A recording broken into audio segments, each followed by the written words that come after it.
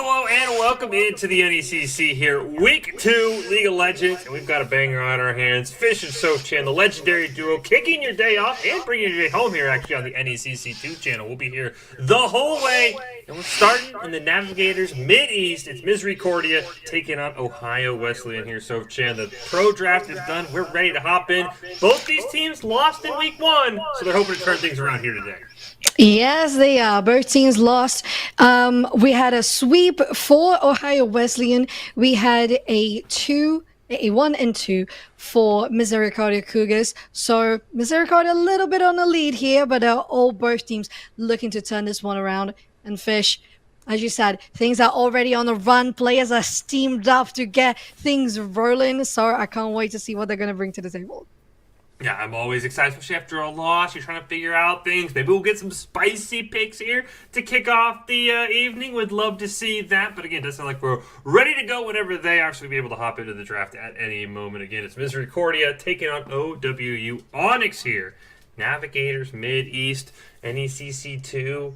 And it looks like we're ready to hop into the draft right now. Hopping in. Yes, there we go. All right. We've got, well, let me try to understand here. Both teams have the same symbol. There we go. Thank you so much to our producers. Misericordia Cougars on the blue side. OWU Onyx on the red side. First band's going to be Jax, followed up by Gods. Okay. What do you think of that? This feels definitely like some targeted bans here, right? Just like, all right, I'm gonna pull up the OPGG of who the opposing team's gonna play. I'm just gonna simply target those bans. The Annie ban is, I cannot remember the last time I've seen Annie ban. I'm gonna be honest. That is a new one for me. It looks like we'll start off with a Mordekaiser in the top lane. Yeah, and also followed up by Sion as well. That's very interesting. I think we're seeing some OG champions getting some light, even if it's not the pick as a Sion, but the Annie and the Ben, I haven't seen her in such a long time either, Fish. So I will see how these teams are going to round up this composition.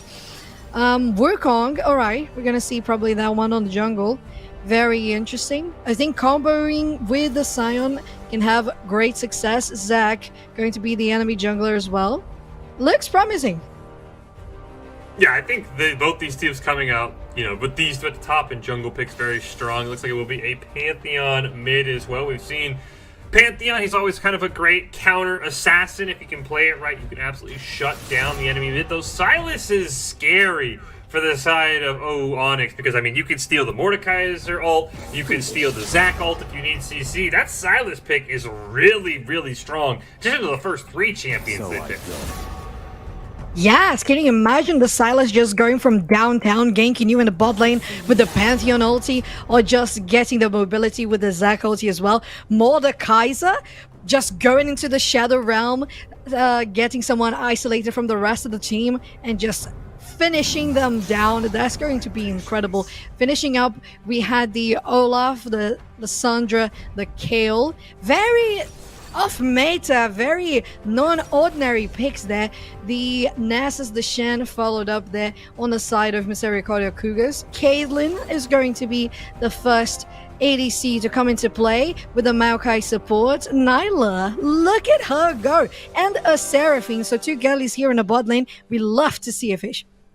That bot lane for the side of Onyx can be so annoying to take care of. The Seraphine's going to have a ton of healing. Nyla, a very niche champion. When she pops off, she can absolutely dominate a match. Haven't seen her too often. I don't know if that melee ADC design quite hit the mark for what I was looking for, but excited to see her. Of course, against Caitlyn Maokai, there's a ton of CC in that lane. I expect Mist and Doughboy to try and set up the snare into the trap, into the headshot.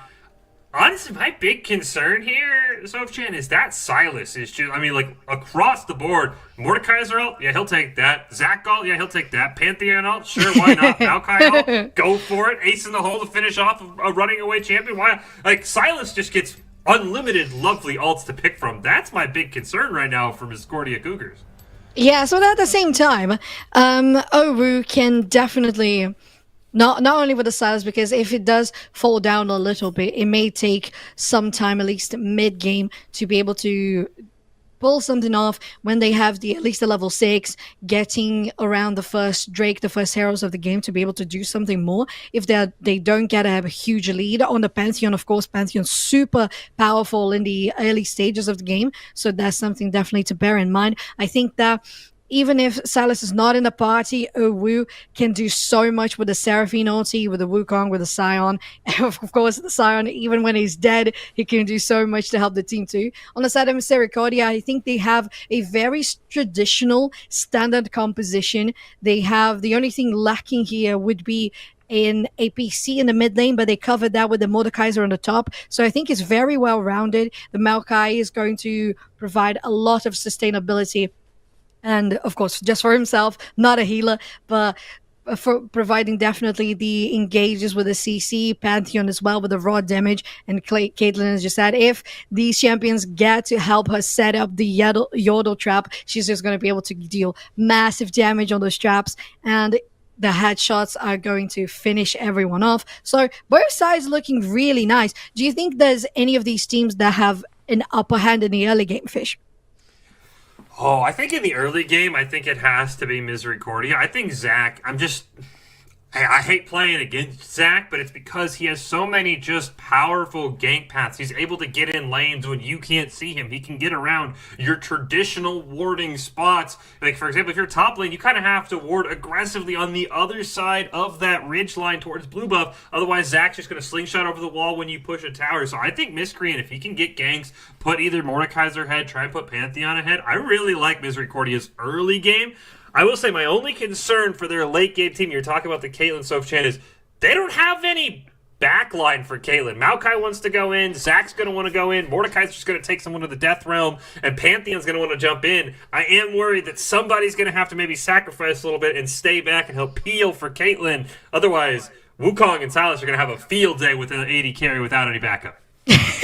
Yeah, definitely. If you are Wukong, you can just go to the backline, get the Caitlyn, as well as the Silas. Nyla can do so much with the protection that she has with the Scion, with the Wukong. So I think there's a lot of potential for definitely with the Seraphine to effectively sustain on the healing side or the shielding side, and having such great peel with the Encore. I think OWU can do massively well in the later stages of the game. Misericordia has the upper hand with Pantheon in the first levels, especially in the mid lane against the Silas. If Zach, on the hands of Miscreant, can do nice ganks in the mid lane that could set up for advantageous Drakes or first Heralds, Caitlyn by herself, she can already do so much by being in a long distance, being safe, just because of her range. And Maokai can be a nice front line for her in the beginning, in the bottom lane. So I believe that having the Mist 4 in a good positioning, having some nice wards in the Trabush and in the river might just help the bot lane to maintain themselves stable so they can reach a nice point in the rest of the game. As we get ready to hop in here, it is game number 1 of the day on the NECC2 channel. Again, Navigators mini showdown here between a pair of teams hoping to pick up their first win of this spring season. It's Ohio Wesleyan University, probably is going to be called OWU at some point in the night by one of us, I would assume, because it is so close. So if you hear us say OWU, that is who we're talking about, is Ohio Wesleyan taking on Misericordia, the Cougars here, hoping both teams get their first win, and I'm excited. I think I'm going to be watching that mid lane. You talked about it quite a bit. Soph-Chan Pantheon has the early advantage. I think whichever one of those mid laners comes out ahead at that 10, 12-minute mark, I think that's the team that wins this game. If one of them's like 4-1, 5-2, I like that team as we hop into it. Yes, we are hopping into this one. So excited. We have the Cougars on the blue side, the Ohio Wesleyans on the red side. Well, we'll see if any of these teams is going to go for anything sneaky. Right now, just positioning themselves probably to scout the area, defend the jungle against any possible invades. Differently from the red side. Well, both sides actually in the mirror matchup, they're going to be going one for the top side, one for the bottom jungle, and the red team is advancing even more. You do have King Kong and a futile thing, at least Making some moves towards that blue buff. Saintly Comic is all alone. It is Misericordia on the blue side here. As we see, we might get a bit of an invade. We get some backs being channeled. Phoenix is there as well. And there will not be a buff steal attempt. I don't see any ping, so I actually don't know if Saintly Comic knows they're there. Yeah, the only thing that they do know is that the red team might have placed the ward. I don't know if they have vision of that, or if it's just in the fog of war of the blue buff. As you said, there were no pings, so maybe it's just reliant on the comms, on the voice chat for them to advertise they have vision on the blue buff. Right now, just leashing on the red here, leashing on the blue on the other side, and we start with both junglers potentially going to meet during the scuttle next up in the river. Well, it is the game. It has started. It's the slow early game, the correct startup at every caster's least favorite. I want to see some 5v5 brawls in the mid lane. Where's my solo queue games at? We'd love to do that. We're just 5v5 at level 1, but instead, as you said, I think right now we maybe look for a jungle battle level 3 at that top scuttle. Maybe Futile Thing wants to get aggressive. Zack's early clear. He does take a decent bit of damage before he uses Smite, so maybe looks for an invade on that blue depending on what Phoenix is doing on the top side. Right now Phoenix is getting run down a little bit here by Saintly Comic, but they'll kind of exchange blows and turn around as Rick does land on the Doughboy. But right now, nothing too crazy happening besides up in this top lane, but with Grasp, this Scion should be perfectly helpful. Yes, soon enough. Oh, Phoenix getting some nice damage on Saintly Comic. That's as every top lane goes, they're just going to be slapping each other until a jungler appears and they have an actual backup to go for a 1v1. Or maybe they're going to be even more ballsy. Speaking of ballsy, Mystifor is going to go very aggressive because of a range in the jungle. There is already a Ignite being popped off. We talked about that. Meanwhile, Phoenix very low. But yeah, you mentioned that Pantheon's going to have an early game advantage. He uses it, puts that Ignite on King Kong. Nothing ends up coming up. But we do have Futile Thing rotating up top side behind Saintly Comic. This could be a great chance for first blood on that top side of the map. We do see, meanwhile, Pantheon's going to go in. King Kong trying to sustain. Shield is going to go up. Dash right back in. A flash away by the Pantheon. Meanwhile, you can see top lane, Mordekaiser and Wukong backing, so a couple of failed kill attempts here. Still 0-0. Yeah, mid lane now, no summoner spells. They are both down at top lane. We have Mordekaiser with no flash. So we see that before they got that recall going on. Oh, no. Mid lane though is going to be first blood for the King Kong Chrono onto Oxen. Really nice from OWU. But as I was saying, Fish, just a good gank that a Futile Thing on the Wukong did there on the top lane. At least guaranteed the flash out of the Mordekaiser and a good back for the Scion to push a little bit more. Ooh, Phoenix gets caught, gonna get Death Grasp back in. Miscreant is there. I don't know if they can get in range of this Scion. As you mentioned, no flash for Saintly Comic, so Scion will just simply walk back to tower. Meanwhile, Mami Nami and Creechies are pushing in on Mist and Doughboy, but looks like they're just going to passively farm. They do a Futile Thing back here, but a tower dive this early, especially with a Maokai, is a very risky proposition. I don't know if that's what OWU wants to do here. Yeah, definitely not. But the one thing that OWU wants to do is having vision all across the jungle, all across the river, and that's how they managed to get a nice invade, take those Krigs out of the blue team, get some domination, at least some fear here in the bot lane, and possibly first very early Drake on this first match of week 2 of League of Legends. So liking the stance coming from OWU. They're very aggressive, as you said. They are set up for Dragon, but it looks like Futile Thing actually just instead will decide to go back and clear some of his jungle. Doesn't want to fall too far behind in level looking for a gank, but I think anytime they want to pull the trigger, they easily can. You do see you have Miscreant hanging out mid. Looks like he might have gone for an attempted gank. Meanwhile, we watch a Saintly Comic and Phoenix do battle. Neither of these taking too much damage. Phoenix still has yet to use his teleport. As you said, he got a great back thanks to that gank. So if he ever gets pushed out, You just come right back to lane. Meanwhile, team's pretty even, honestly. It's only a 200 gold lead. Farm's pretty even besides in that mid lane, but King Kong does have the kill, so we're still waiting for that first big fight here at the 6-minute mark.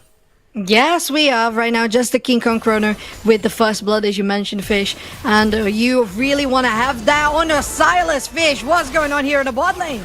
Oxen's coming in. He's going to get a great stun. Futile Thing's right behind. Mami Nami is ignited. Will go down. Creech is trying to dash forward. Heal going to be used. They want to get a kill onto Miss. Futile Thing is there. He's going to dash onto Doughboy. There should be a free kill onto the supports. Now Oxen is here. He does hit level 6. Miscreant coming down. Can he get in range for an elastic slingshot? Oh. King Kong Chrono is right behind him. I think the Zack's going to find a way on to Creeches. Flashes forward, picks up the kill. Futile Thing trying to run away. Ace in a hole stolen there by King Kong. An interesting ult for sure. Meanwhile, top lane, Phoenix and Saintly Comic getting into a little bit of a battle here. So it looks like everyone will walk away. So it will be a 2-for-1 in favor of Misericordia down in that bot lane. Yeah, the Cougars are getting nice little breathing room to be able to position themselves for the first Drake of the game. Of course, it's going to be an Ocean Solo, as you see here on the map. Red side, though, clearing the crew, the Scuttle Crowd, excuse me. And that's going to grant some nice vision. And once again, we see King Kong Chrono being very sneaky. They have the wood, they have the paint. Why have you not cleaned that one up? Maybe they're going to try to steal this buff. They're close. They're going to go for a 1v1. Much damage dealt. Chains are going to land. Oh, the ace and the... Oh, the ignite! Oh, passive is going to go down, Fish. Still good to proc that passive before the dragon fight. I think you walk away, you take this as a win. You've got a blast cone here. And that's exactly what they're going to do. They're going to blast cone to safety, and this should guarantee dragon. There's no longer a flash available on this Zack, though Creeches is pushed very far forward. And unfortunately, despite all that, they don't get anything. They're not even going to attempt the dragon for the side of Ohio Wesley. Yes, they're trying to be a little more conservative on this one. Though Doughboy does not want to do that. No more. Mummy Nami getting very low on health. Of course, going to hit just the support. Doughboy very, very low. One more hit from Screeches. They don't manage to get that one, but Mummy Nami gets the one on Maokai. The presence from Miscreant allows them to stay a little safe for a few moments longer. But if they want to get something going anymore, they can even do it. They have the range. And Mist 4 is so low. Oh, look at that! Was that a Scorch at the end? That was so close to being a KO. Well, I mean, Hami almost snuck a second one in just with the splash damage off the Q. As you mentioned, the Scorch doing a little bit of damage. They should be able to get a plate here, at least one. Doughboy is coming back. Meanwhile, mid. Nice stretching strikes there from Miscreant. We'll see, maybe King Kong can get away. He does have the Pantheon. All Futile Thing will roam down, but this Wukong is not level 6. And they actually maybe had a chance to contest this Herald, but instead they're going to hand the first objective of the game over to the red side. Yeah, maybe they're going to position themselves now for that Drake. Well, okay, Zack is going, bot lane, mid lane, following up. Nice knockup from Phoenix onto Saintly Comic. The flash forward from the Wukong. The Hurricane's gonna land just so close to being down. Oh, they're even close to taking a Futile Thing as well. And the top lane, the Giant, they maintains themselves healthy for a while longer. That's a great job by Saintly Comic. He held the Death Realm as long as he could. He uses it at the very end to stay alive in a 1v3. Lets his team pick up Dragon on the other side of the map. So the first Ocean Dragon will go over to the blue side here. And it looks like we will have a Hextech Dragon as our next one. So no Hextech sold today. No teleporters to get across the map. And again, this game remains pretty even. So channel only 500 gold difference. Kills are dead even. CS is pretty much even. I think the difference in mid lane is made up for by the difference in bot lane for the most part. There really is in a team that's finding an edge right now. Yeah, that's very true, very true. I think the stance from both teams is at least equalizing in regards to aggression, because there was one point where they were very, very passive. What is not passive is Mummy Nami going with the Encore on the bot lane. The Mist 4 is very, very close to dead. They manage a nice knock up there from Doughboy, and they managed to escape. But Fish, I don't think Wukong wants to leave them at bay. They want to go for a dive on this one. They got the Maokai ult out. There is not a lot of disengage left and simply running away. King Kong Chrono going to come here as well. Riptail is down. They want the dive. Ace in the hole going to be picked up here. You have Oxen kind of hanging out. Now going to channel his ult. They want to jump onto the Caitlyn. They'll immediately pick up the kill. Here comes the Pantheon, and everyone will disengage, get out of tower range. Nami in is a little bit of an awkward spot. Root does land onto Oxen, but you pick up the one kill. I think you just get away. They have to be careful. Here comes Miscreant on the top side of the map, though Phoenix just going to hang back under his tower. And a well-executed tower dive in the bot lane. That's one kill for the red team. Yes, it was just 1 kill to 0, so I think that was definitely good for them. We had a nice comeback from Oxen to protect the rest of the team, so very nice comeback. And I think at this point, as you said, it's very even across the board. I don't think there's anything that's going to happen of much different aside from the moment that these champions get their first mythic item.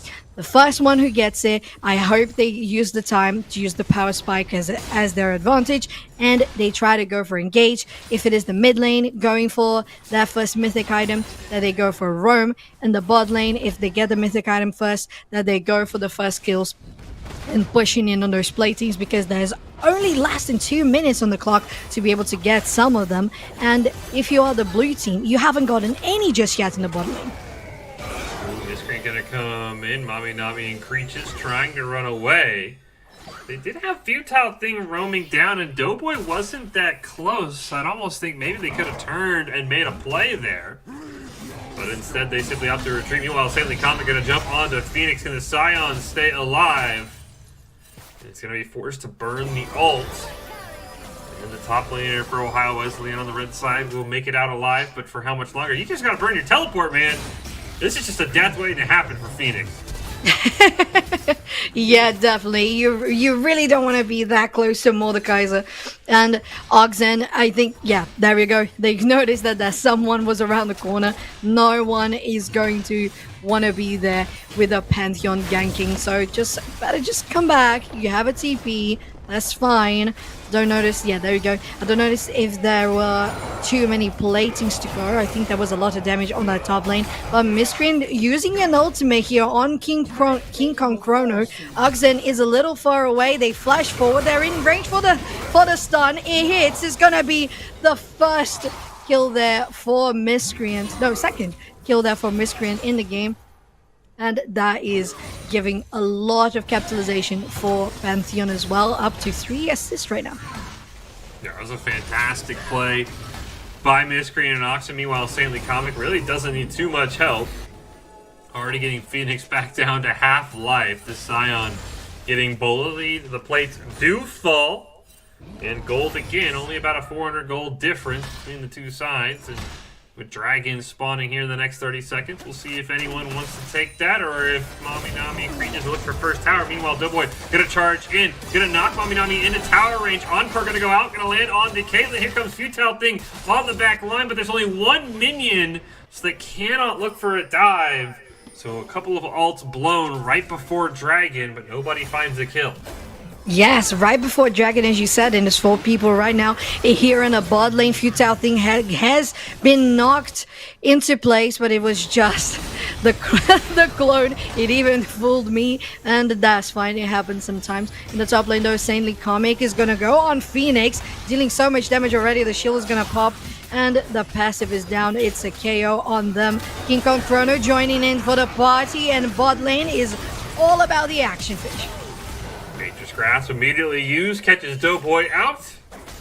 That's 1 kill picked up for Ohio Wesleyan, and now we'll see if they turn their eyes towards this Dragon. It appears that'll be the case. You still have Miscreant passive. I do believe it's up by now, plus the flash, so could opt for a Dragon steal if he really wants to. So Creatures and Nami trying to push them away. Nice elastic slingshot, plus the Let's Bounce. Nami falls. Creatures trying to peel for himself, can't quite find it. Now all of a sudden, Dragon dropping low.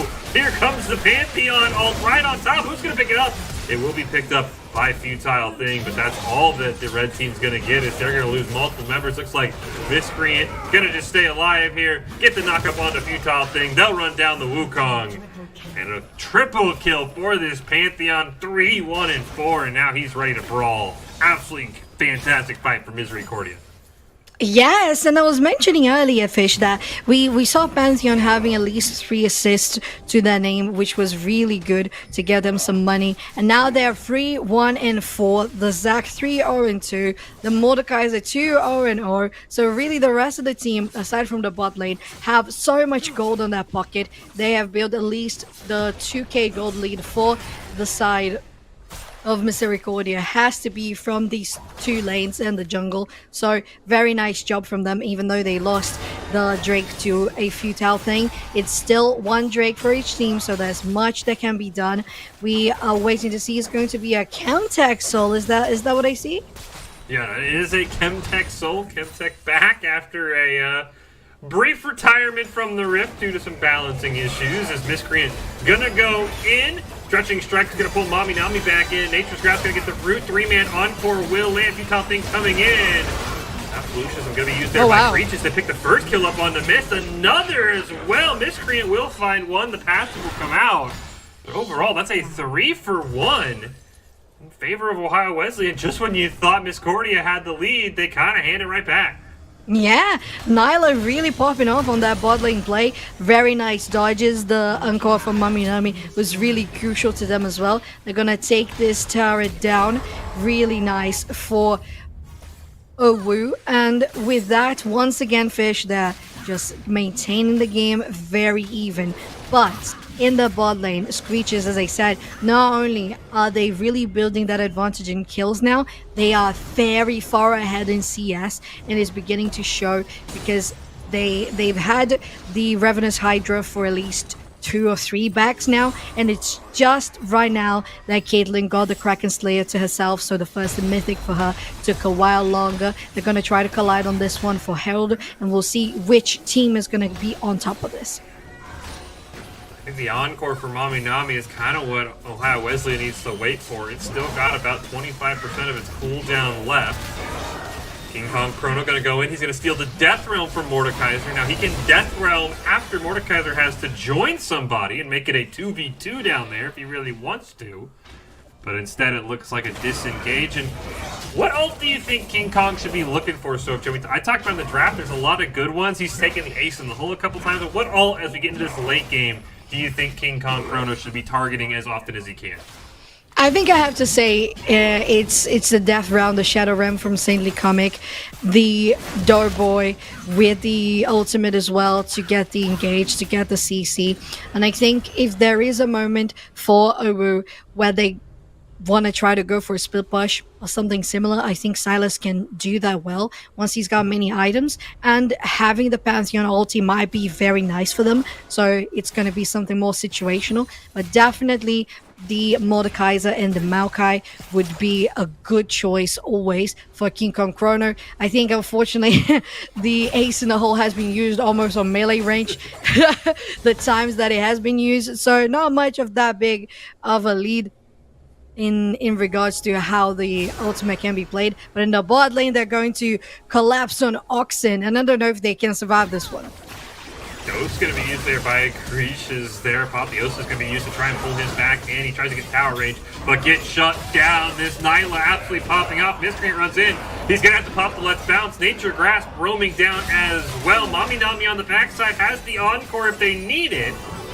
It looks like it'll just be a simple disengage. Look at those shields from the support, and Ohio Wesleyan, as you mentioned, the difference is that AD carry role, and Creatures just obliterated the 3-in-1 Pantheon. It didn't even look like he had no kills at that point, how fast he died.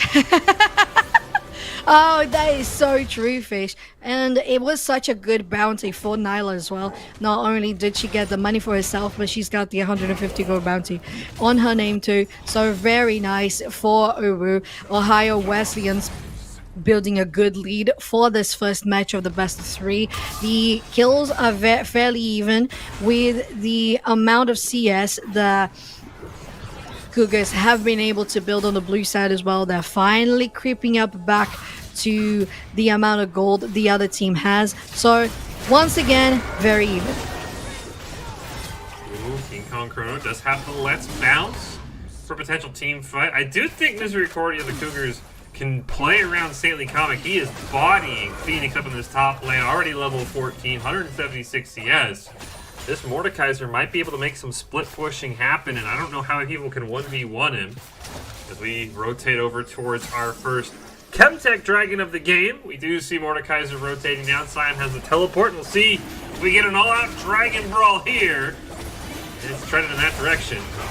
Oxen gonna jump in immediately. Here comes Miscreant on the back line. Huge 5-man encore. Going to come out. Creeps with the Apotheosis gonna pick up one. Looking for another one. It's Futile Thing who finds the second kill for the red team. King Kong Chrono now trying to get away, and Futile Thing with a double kill. Looking to hop on to miss for maybe a third kill. What an absolutely fantastic played fight. He does pick that one up before running away, and that was a 4v5 the whole time, so Phoenix never even bothered to come down, just simply looking to push his lane topside.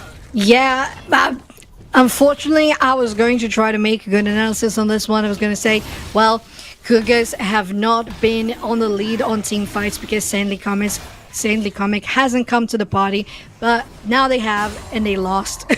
So that is not looking that great, but at least they have the nice macro knowledge to say, well, Saintly Comic, just go do the Drake by yourself. You have the ability to do it.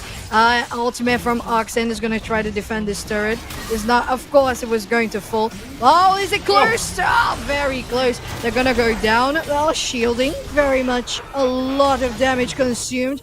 Last hit is going to land from King Kong Chrono, but very nice from Misericordia Cougars to at least recognize that even though most of their team was down, that they could still get the buff for themselves. Though, boy, I saw a flash there. I saw it. We're always watching.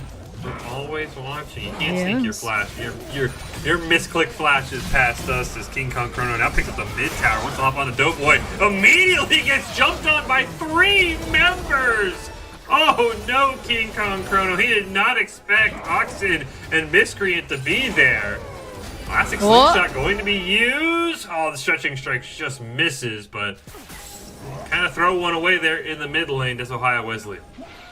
Yeah, I think at this point, Fish, the one thing that Misericordia has to be looking for is the shutdown on the Wukong. A Futile Thing with 10 out of 14 kill participation in the board, and that is going to be very, very nice if they get the shutdown on him.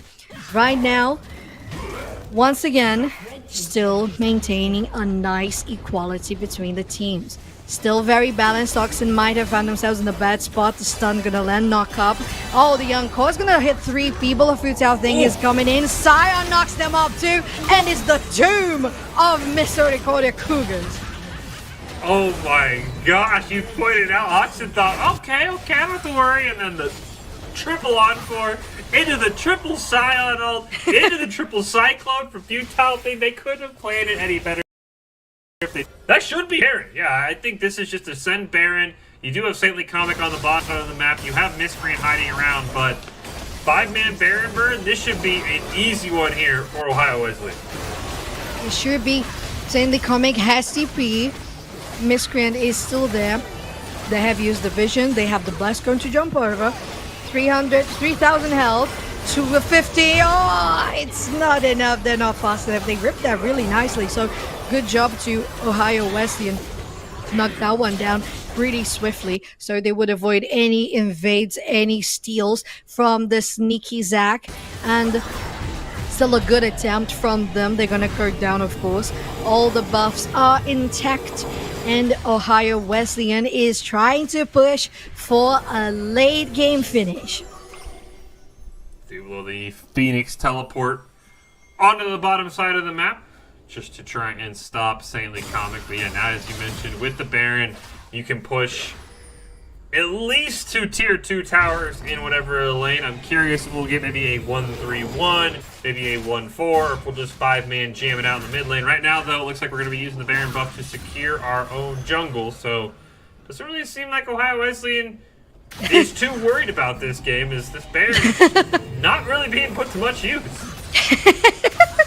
First person to actually get to a lane was Nyla there. She pushed a little bit also, leaving and going to the jungle. I don't really understand why be so fearful at this point. They have the advantage on the numbers of the team, on the items and on the buff. So as you said, Fish is definitely the best time for them to try and push a futile thing, trying to get something in the top lane. Well, it looks like right now they've decided to go for the 1-3-1 as you mentioned. I hope they focus on this one because they can definitely take down the second tier of the mid lane. And opening up the base is the first step to getting closer to victory.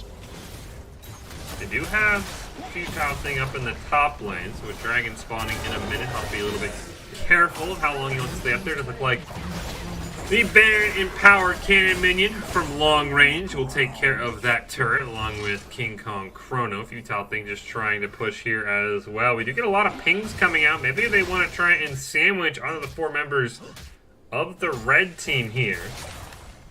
But it doesn't look like anyone wants to pull the trigger, so they'll just let those 2 empowered cannon minions fire away. Slowly chuck down that turret. Now they want to go in. A flash from Mami Nami. Immediately going to get caught out there. Nice 2-man encore. Nature's Grasp going to be used from the Silas. King Kong Chrono going to dash on the back line. Picks up Miss.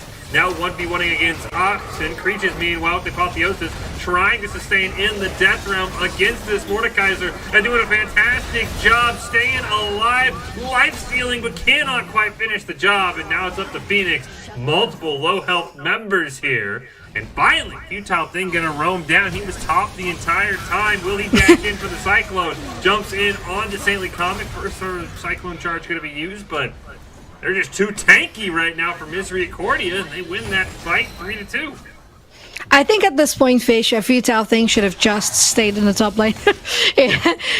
They took so long to come down to join the fight that it was just better for them to take that turret, just expose the inhibitor, and rotate for the dragon as they're doing right now. So I'd say they are at least 1 or 2 minutes behind in regards to that rotation. But of course, still happy to see that having the advantage that they're going for this buff. Zac is still miles away from the pit, so they're able to get a lot of damage onto this Drake as fast as they can. Oxen is around, Doughboy as well. But not having a smite is going to be very difficult to try and steal. Yeah, I'm not sure. Oh, and it leashed it! Oh! Oh! Okay. Oh, that Ooh. was so close, though. That was so close because it was almost resetting. Oh my god. That was much closer than it needed to be. Your breath. That felt like a free one.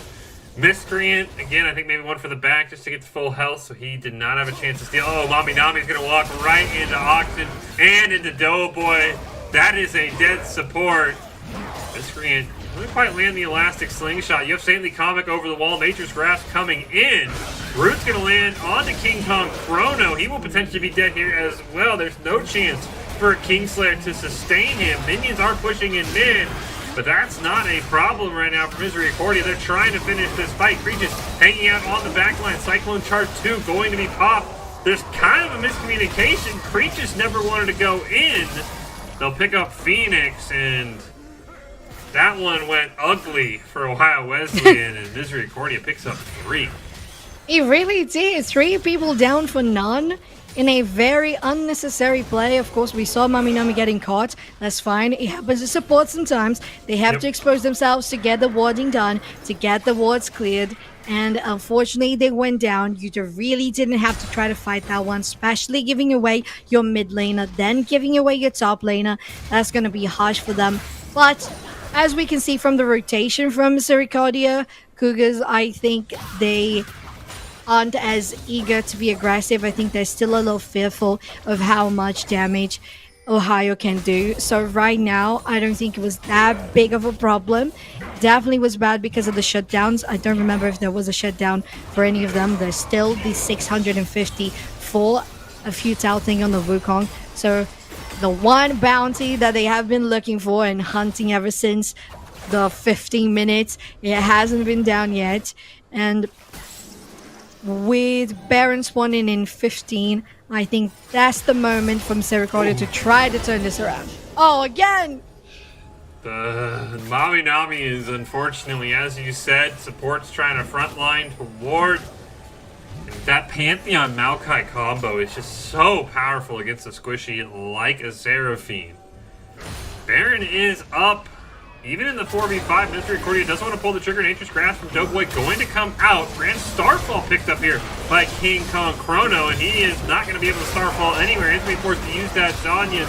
Cyclone going to be used. Teleport coming in from the Mordekaiser. Is he going to get there in time? Oxen and King Chrono dueling. No. Oxen goes down. Saintly Comic trying to hop on with the Death Realm and at least pick off Breaches here, and he will. Meanwhile, King Kong Chrono does take out Miss Saintly Comic, trying to run away. If he can get that shield, he can turn this fight. Huge shield here, kills Phoenix. Futile Thing trying to hop onto him. And they get the kill as the Blast Cone goes off. It's an ace for Ohio Wesleyan, and that should be game here. Yeah, this looks like it is with the respawn timer in the 20 seconds. Never mind. Yeah, I think it just looks like a Baron on this one. As you said, the time is only on 20 seconds. Nothing as huge as the 40 seconds that we saw recently with the players of Ohio Wesleyan. So just the red team rotating for the top pass for the Baron is going to be enough. It is, once again, the second Baron that they're going to get in the game. So we hope that now seeing that they are very far ahead, at least 5k gold, and a lot of towers down on the side of Misericordia Cougars, that they feel confident that they can go in and take the game down. It's just something that we understand is very common with players in the Navigators League, in the Navigators rank. They are a little scared of throwing the game away with a big base rush. I'll live it by almost anyone, maybe even up until you hit the Legends division. Ending the game, I think, is the hardest thing. We've seen it at all levels. We've seen games go 60 minutes, and we're just like, no, we could have been done 30 minutes ago. What are we doing? But I'm with you. We did get a weird teleport there from Phoenix. I'm not sure why he teleported into the Baron. Keep an eye on maybe if that will become useful or not. It does look like for now, Ohio Wesleyan is just saying, all right, we got the Baron. We've got the 6,000 gold lead. Let's just take a third dragon just because. Maybe look for a pick here. But I mean, these Baron buffs have been they've just been circling around without a lot of value. Yeah. Very interesting to say the least, Fish.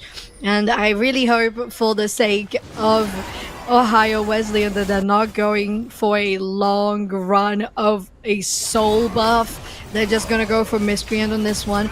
Tiny little jump, still gonna get caught by the chains. They have to pop the ultimate to go away, and at least that's nice considering that they look to be going for the buff. They're pinging around the pit, so not having that ultimate from Zac is gonna be useful. They still have their smite though. There's no vision from the blue side, so that might be a little difficult from Zac. Here it is. It's secured very nicely, very swiftly. At least they are confident about how they are playing the objectives. That said, let's have a look at how much these two champions have pushed the top path, because it's already 30%, and it's building more and more advantage for the blue team. Yeah, this is a great job by Saintly and Oxen, though they might have unfortunately bit off more than they could chew. A great three-man slow there from Saintly Comic with that Rhyolize. Now trying to bait off Breaches here. Probably going to use the Death Realm at some point. It's a fantastic shield. We are going to see Miscreant go in there as well. Unfortunately, Miscreant and Saintly Comic will fall, and that will most likely do it here in game number 1 between these two teams. Ohio Wesleyan, looks like that will be the triple kill, that they need to be able to pick up a game 1 win. They'll pad their stats. Miss will be the next target. King Kong Chrono will pull it off. Oxen, what do you got? A death with the another ace in the hole stolen by this Silas. Didn't quite think we'd see that many stolen. But game 1 will go over to Ohio Wesleyan here when it's all said and done. It is so funny that we talked about what were the ultimates that King Kong Chrono would definitely be stealing, and then Ace in the Hole was definitely the most used fish. That is very funny to see. And I'm glad that finally they managed to close up this game, because I think as analyzers here, as analysts, we know there were a couple of opportunities where they could have done that earlier, but nevertheless, they still maintained the victory. But I was a little worried with that split push, though. Yeah, I mean, as we talked about, the Baron buffs basically got no value. Maybe I think 1 or 2 towers eventually pushed. And really, at the end of the day, it came down to, as you pointed out, about 10, 15 minutes in, Creatures just got so far ahead that Nyla absolutely destroyed, which I will say that Nyla was the perfect comp, or perfect pick into that full melee comp. That ult for Nyla gives her the healing, gives her teammates shields when she does the damage in that big cone. And they just couldn't do anything about it. We'll have to see. Can Misericordia tie the series?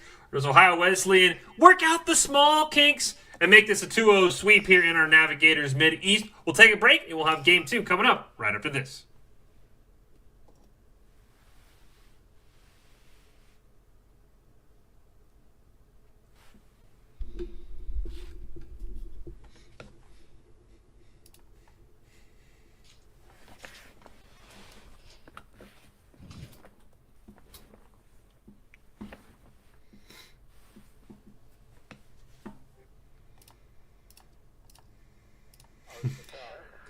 Oh, that is very funny.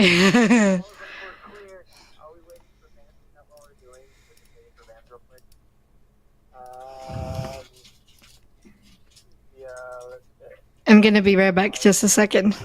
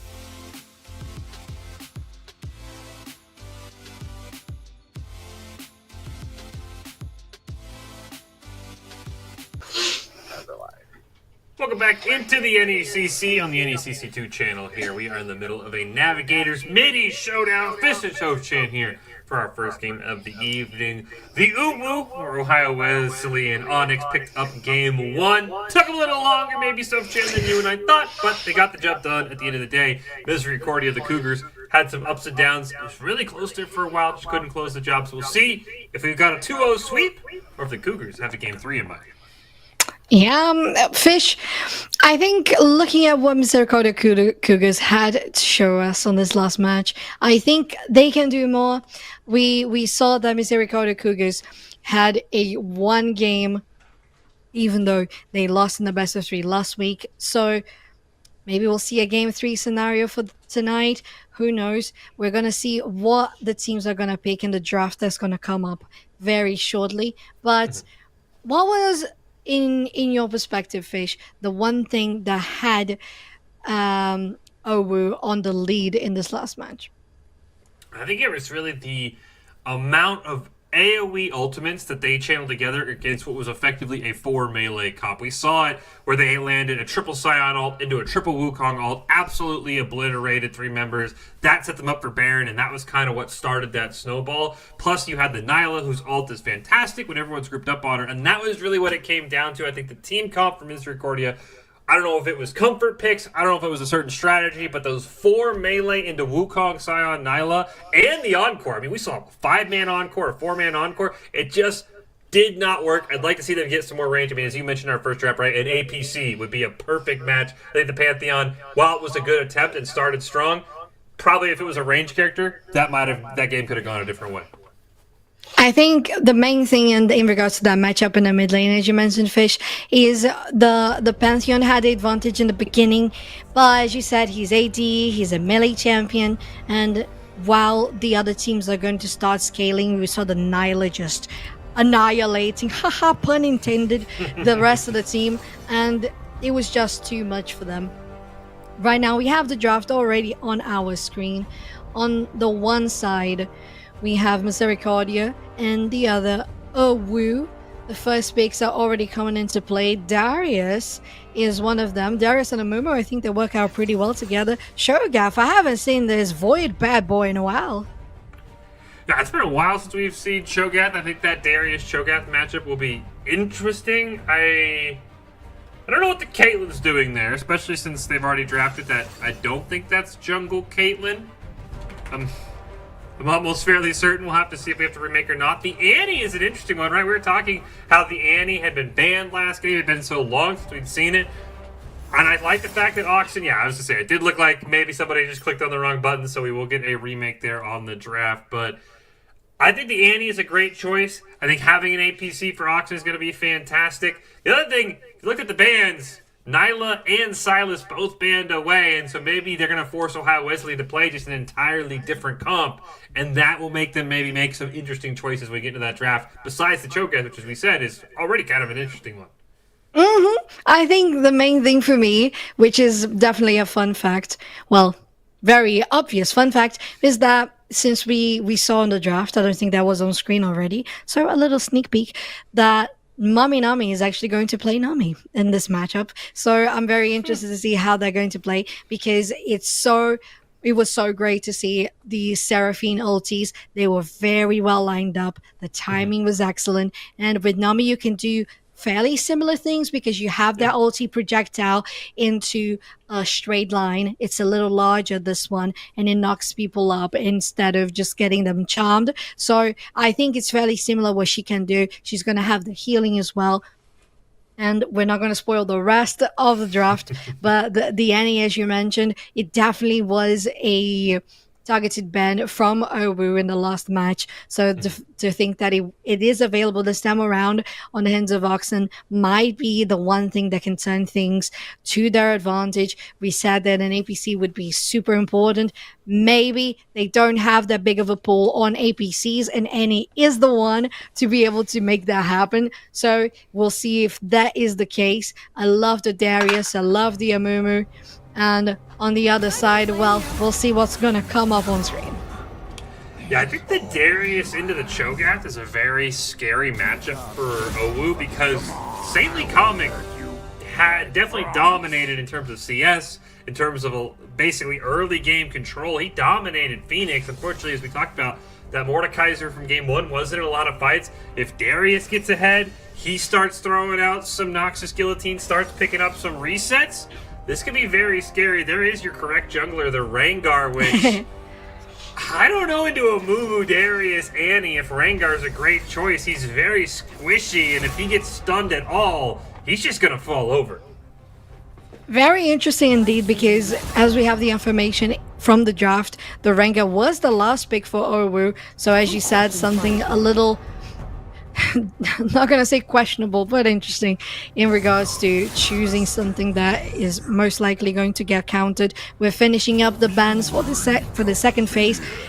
Kayle and Mordekaiser are going to be next on the red side. Sion and Wukong, so very, very targeted picks for the Cougars in regards to what Onyx picked the last match. And is Azir, okay, there we go. The Blitzcrank to wrap up in the bot lane. Haven't seen this mechanical beast in a while as well, but Kai'Sa and Blitzcrank can do some great things together with the knock-up, with the repositioning, while Zeri and Nami can be such incredible powerhouses in the late game. So we have a little bit of each for late and early game that can scale well on both sides. So we'll see who's going to get the upper hand, Fish. I think the interesting thing here, we do get the little bit of the advantage. We can see who is on Misericordia. They actually have gone with some subs. They've moved Doughboy up from support over to the jungle side, and then Meat and Cheesy and Sketchy Pepperoni, kind of like a weird pizza combo down there in the bottom lane. They're actually going to be your new. That has to be like a synergistic name, right? You're not going to be Meat and Cheesy and Sketchy Pepperoni, but they'll have a new AD carry and a new support. So I'll be curious to see how that goes against the very aggressive bot lane we saw from OWU. Well, another fun fact for the stream, I had pizza before the broadcast, so there you go. More pizza coming into play. What kind? What kind? It was Meat Feast. Okay, all right. That all Meat and Cheesy, just like the guy. It's like the name. Exactly. I was preparing. I was actually screaming with them.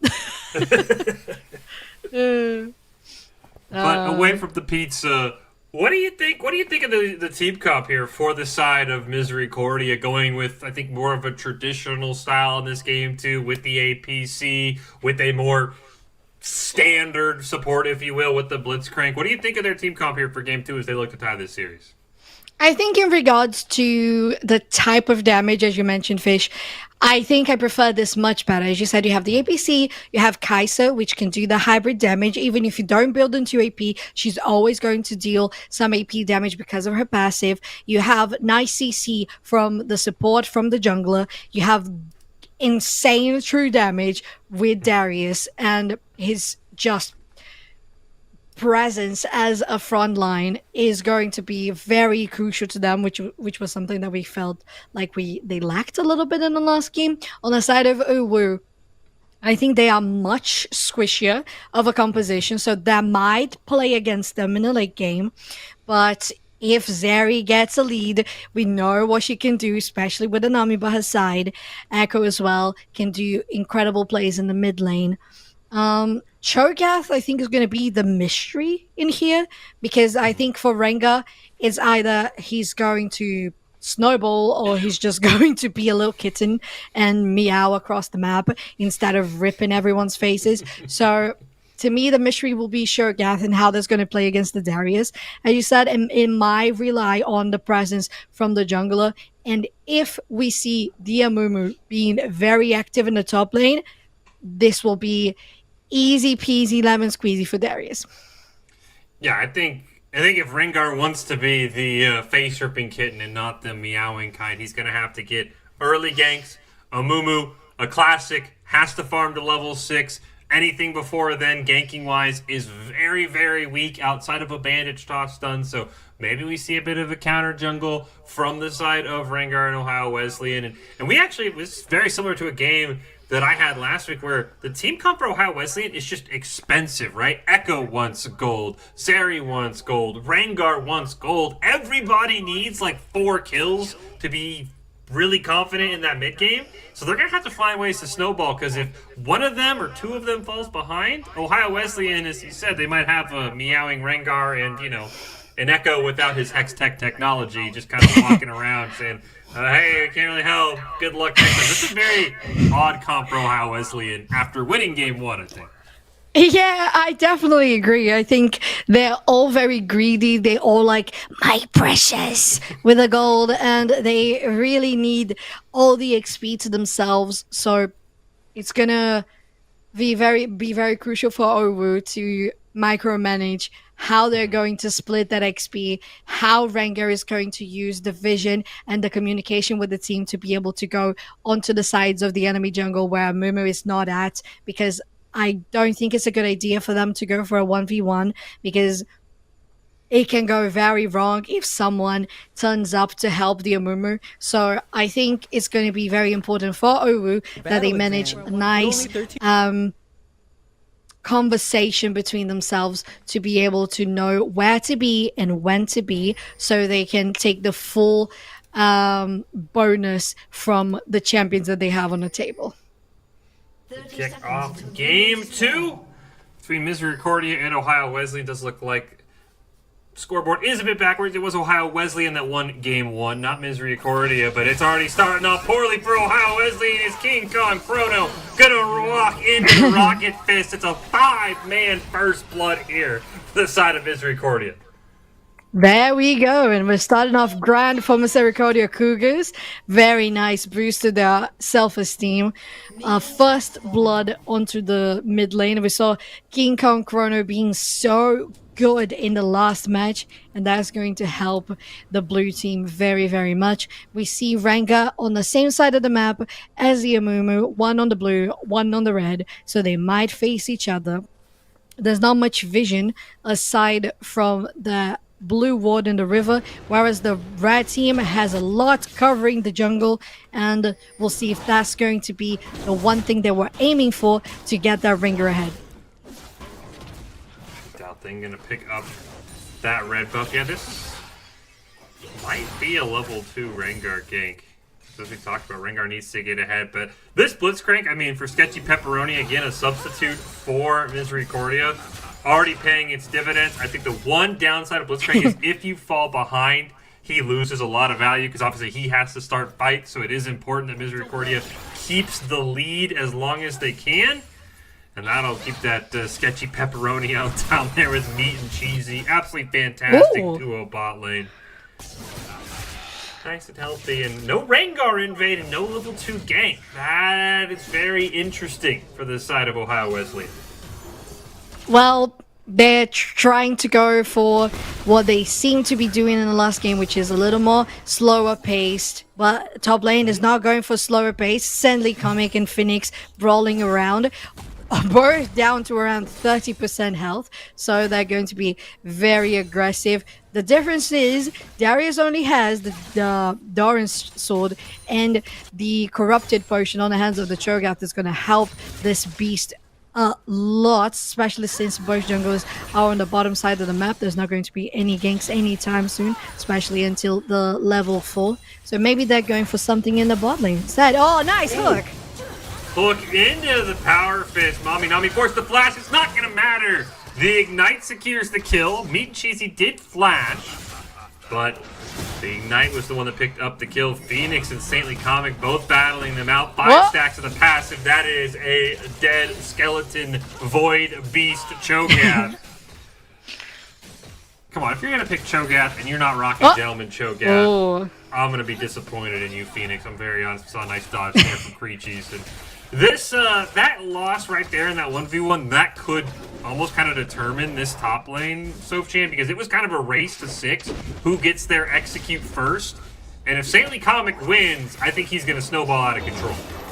That is so true. Oh, we have a... Was it a steal? No. It was a steal from a futile thing. They have the Scuttlecrab vision. They have to flash away. But I totally agree with you on the top lane. You had the 1v1 so successful for the blue team. And also, the amount of CS that the blue team is ahead. Sendly Comic on 17 and Cho'Gath on 10. They're still coming back to lane. They don't have a TP, so they have run back. Phoenix has used the TP, but bot lane is going to get heavy real soon with this big 4-man gank. They're still just kind of posturing around right now as Saintly Comic and Phoenix, and those bleeds are starting to stack up, though. It does look like, due to the lack of teleport, Phoenix might actually hit 5 or hit 6 first. The problem is, Cho'Gath usually looking to feast minions, gain those 6 stacks of passive health that you can gain from minions, as opposed to looking for a kill.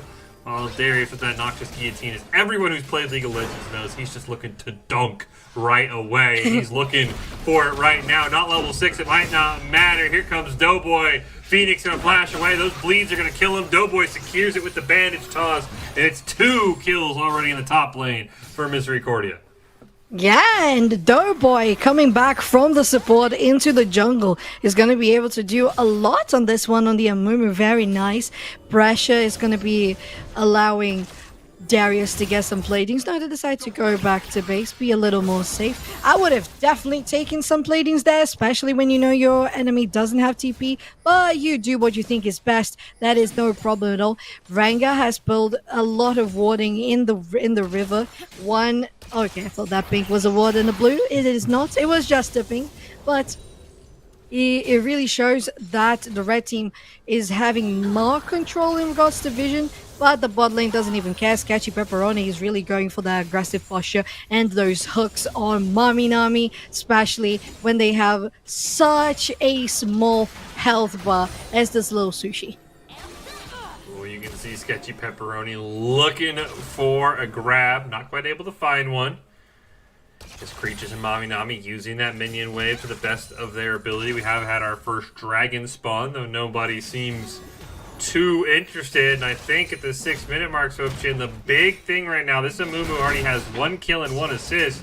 Futile Thing has nothing to his name. Saintly Comic has hit level 6, as well as the Cho'Gath. Here comes this Rengar. They're looking for something on the Mean Cheesy and Sketchy Pepperoni. Heal already going to be used. The Nami Bottle is going to land a stun, but a nice grip on the Creatures into tower range. Forced to flash away. Ignites traded off on the 80 carries. Everybody walks away. Creatures with just a sliver.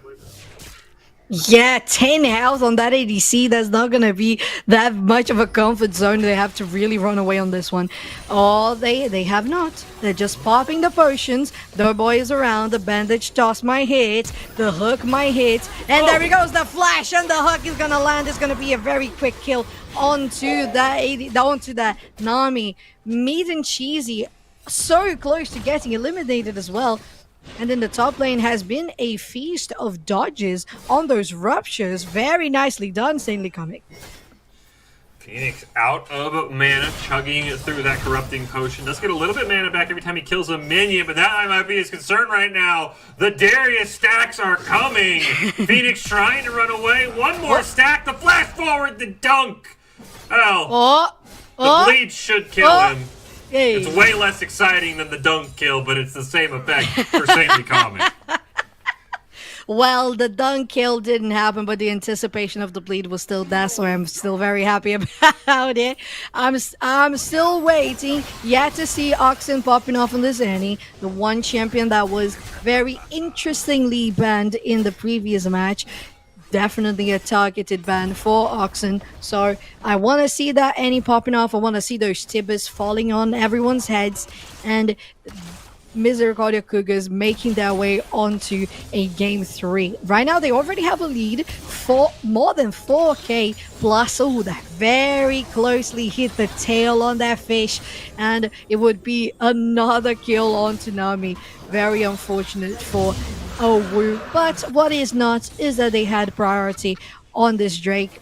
The Mumu was on the other side of the map. They're going to guarantee their Herald should the red team not transition. So a trade is a trade. I'm really curious what Doughboy's gonna build here. Is we're gonna get a Hex Flash over the over the try. I think as soon as Creatures and Mami Nami ran away, Sketchy Pepperoni changed his plan, but I am very curious because Doughboy first item to Blasting Rod on a Amumu, which is usually not something you see. I don't know if this is going to be more of an aggressive Amumu. Maybe he just felt since he was ahead, he wanted that extra AP damage. I've never seen that before. He did finish his boots, but something to keep an eye on if Doughboy maybe gets a little bit too creative with his build as opposed to just going the standard tanky Amumu build. I think I saw that wand being picked around the first kill that Amumu got. Doughboy looking for the second one to that name. They're gonna go in silenced on to Saintly Comic. The Rupture's gonna miss. It is the second time that it does on a gank, and unfortunately the dunk is gonna fall. And this time around there's no bleeding to count the seconds until your fate. It's just going to be a 1 second blow and you're out. Top lane has gone, I think, the exact way that Misericordia planned for it to go. You get, again, Saintly Comic kind of dominated Phoenix early on in that last matchup as well, but the Mordekaiser just didn't have that oomph to kill the Scion. They take the Scion off the table, they put him on Darius, and Darius is absolutely kind of taken over this game. 3-0-2, 75 CS.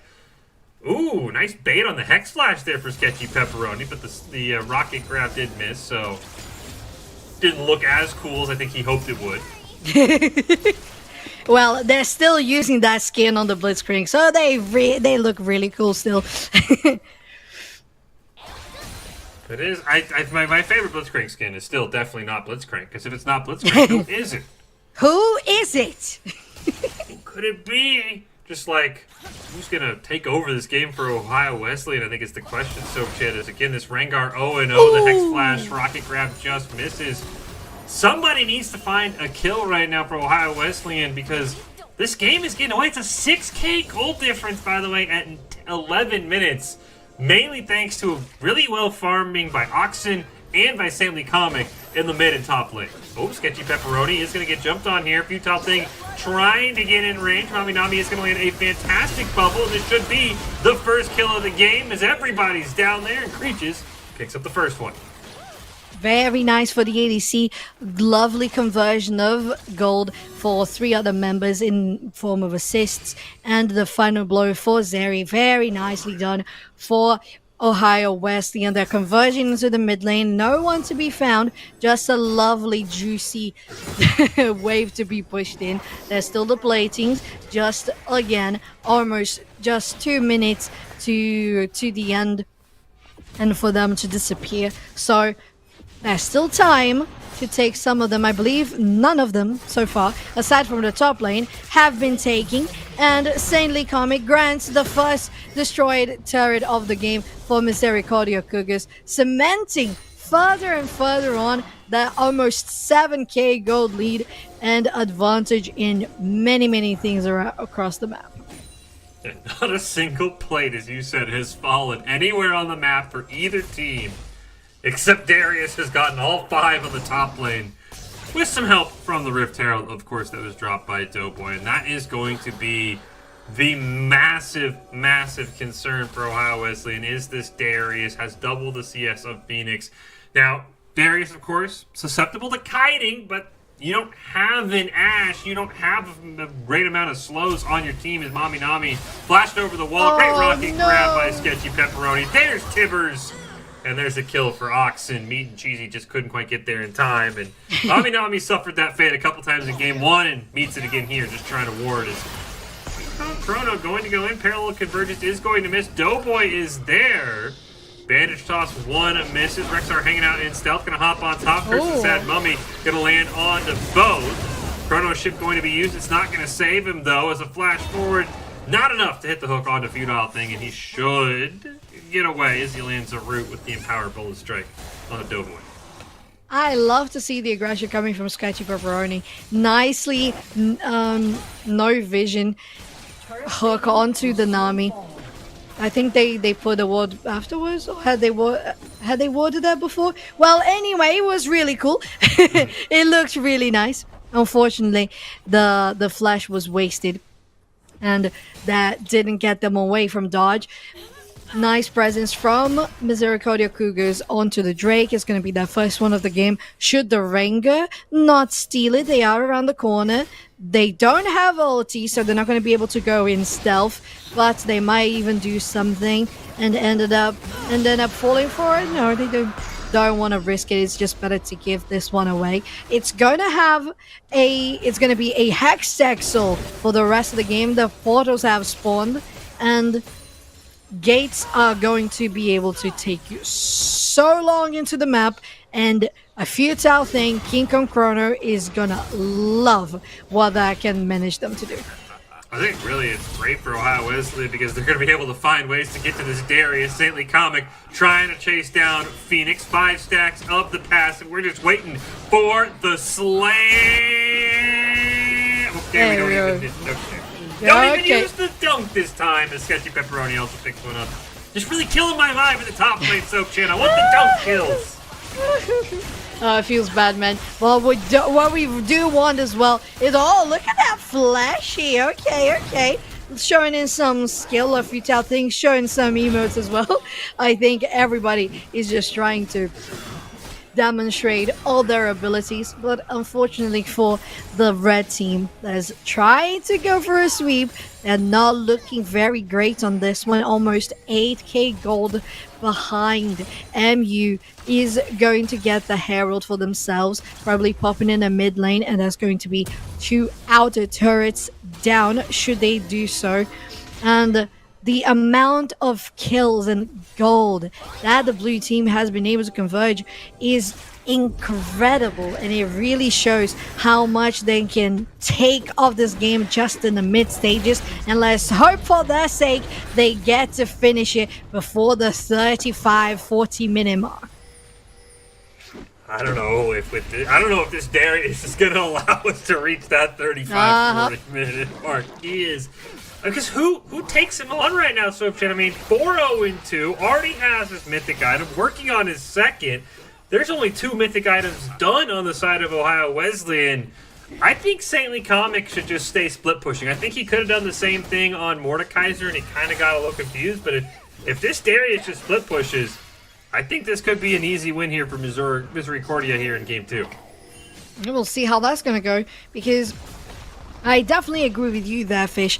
I think the problem from Misericordia in the management of that Mordekaiser was, okay, we're pushing. No, we're not pushing. We're joining in the party. No, we're joining. No, we're not. And then it just became a definite mess, a clown fiesta, and it does not help that big juggernaut of a Mordekaiser to be able to shine. You either participate in all the fights or you go for the split pushes. And unfortunately, that split just made them be halfway every single time. Oxen might be caught up in a bad spot. Oh no!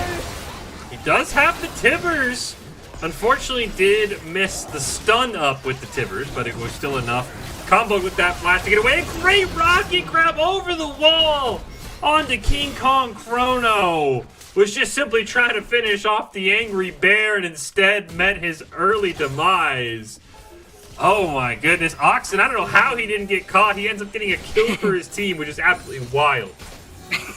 It really is, Fish. I think you mentioned that there was no stun there, but it was just so nicely executed, the bear into the flash, because I think it just probably dodged the net from a futile thing, allowing them to escape. Probably hit the tippers instead, and that was lovely to get them away from certain death. And then the rocket grab is just amazing from Sketchy Pepperoni. Has been landing incredible hooks all throughout this match, and really showing that sometimes mid-game substitutions are the best goal.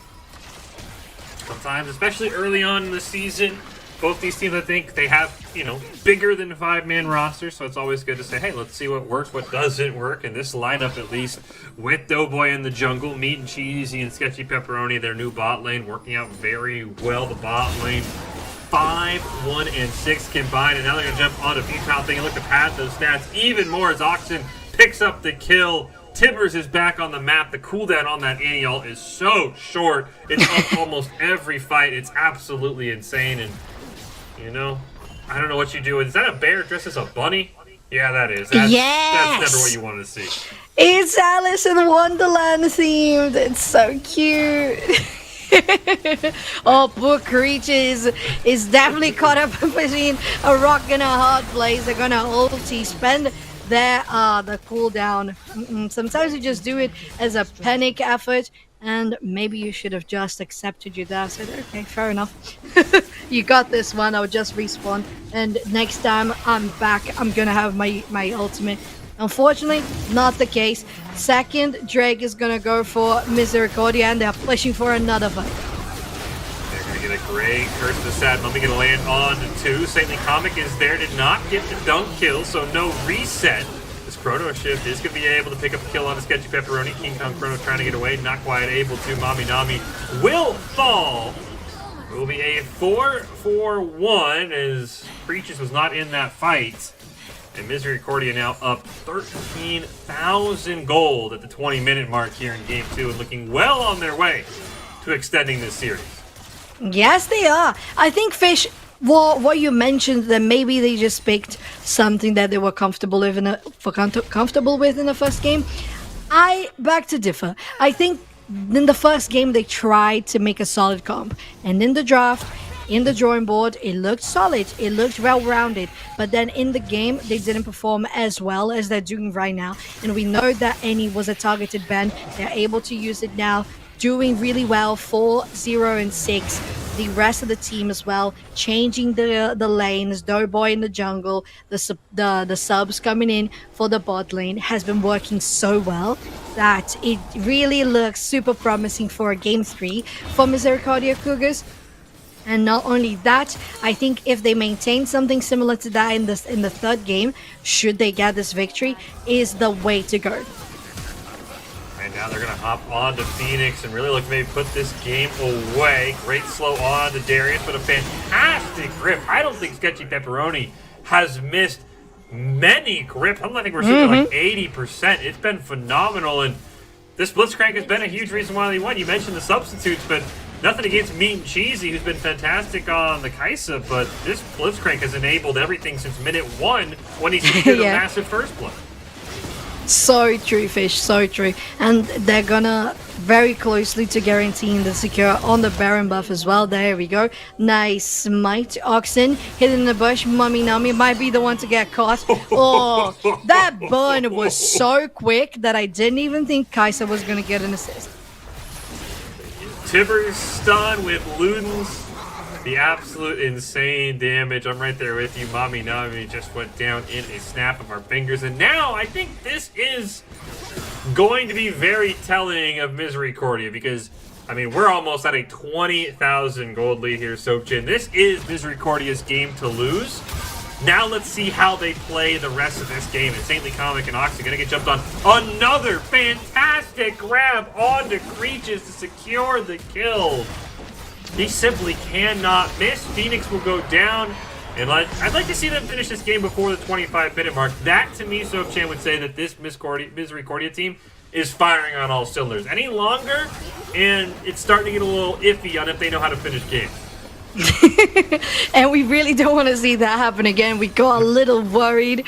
We saw 2 Baron buffs being, I don't know, 20% well executed, 20% well utilized. Well, has been well utilized as those hooks on the Darius. Look at that dunk. We're going to have another reset possibly. Fish, King Kong Chrono is not looking to be in the best place. They have to use that distortion away. They end up dying anyway. Double Tipper Stun as well, and that could be game with Baron pushing in. It's only Phoenix in alive for the next 10 seconds or so, and I think this will be game. They will break the 25-minute mark that I set for them in Misericordia. A fantastic game to draft, some fantastic subs as well, and they are going to tie this series up and take us to a game 3. Why, please? Why would you do that to me? Oh no, they left Meat and Cheesy alone! Oh no, Sketchy Pepperoni, why would you do that?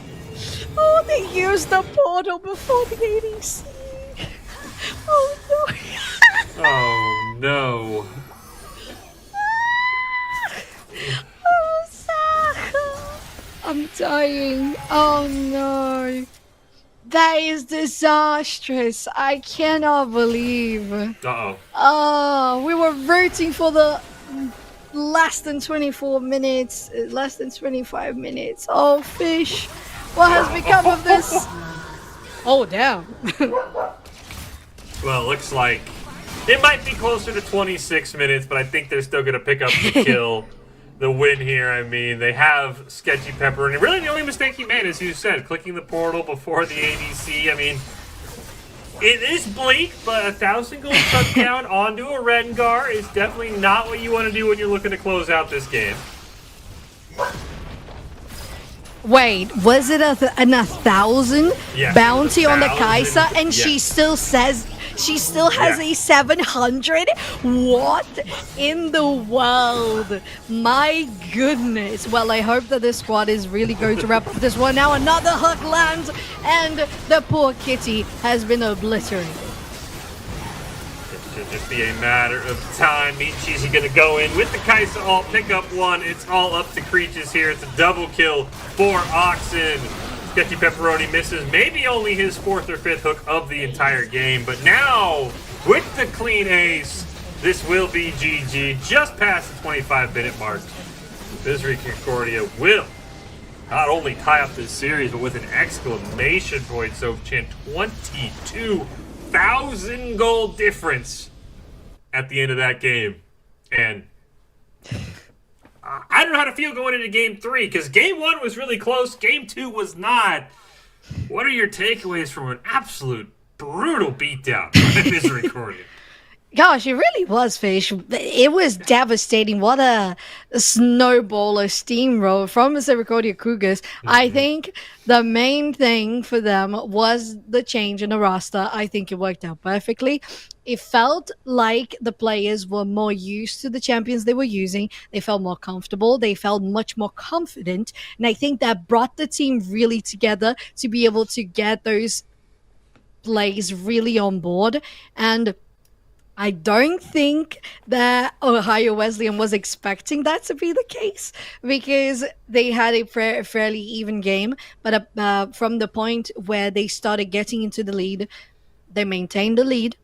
And I think now, I hope that Ohio Wesleyans recognizes that a game can be finished in 25 minutes. And they probably have the potential to do the same as well. So, Fish, I hope for the sake of these two teams that they focus on that, because they now have seen a little bit of what the best of the two rosters can do. They can be a little more prepared for the next match. I think that's going to start with the Blitzcrank ban. We'll see if there's any other changes that Ohio Wesleyan wants to make. But we will take a break. We've got Game 3 here in our Navigators Mid-East NECC 2 game coming up right after this. Misericordia and Ohio Wesleyan. Who gets their first win of the year? Find out shortly.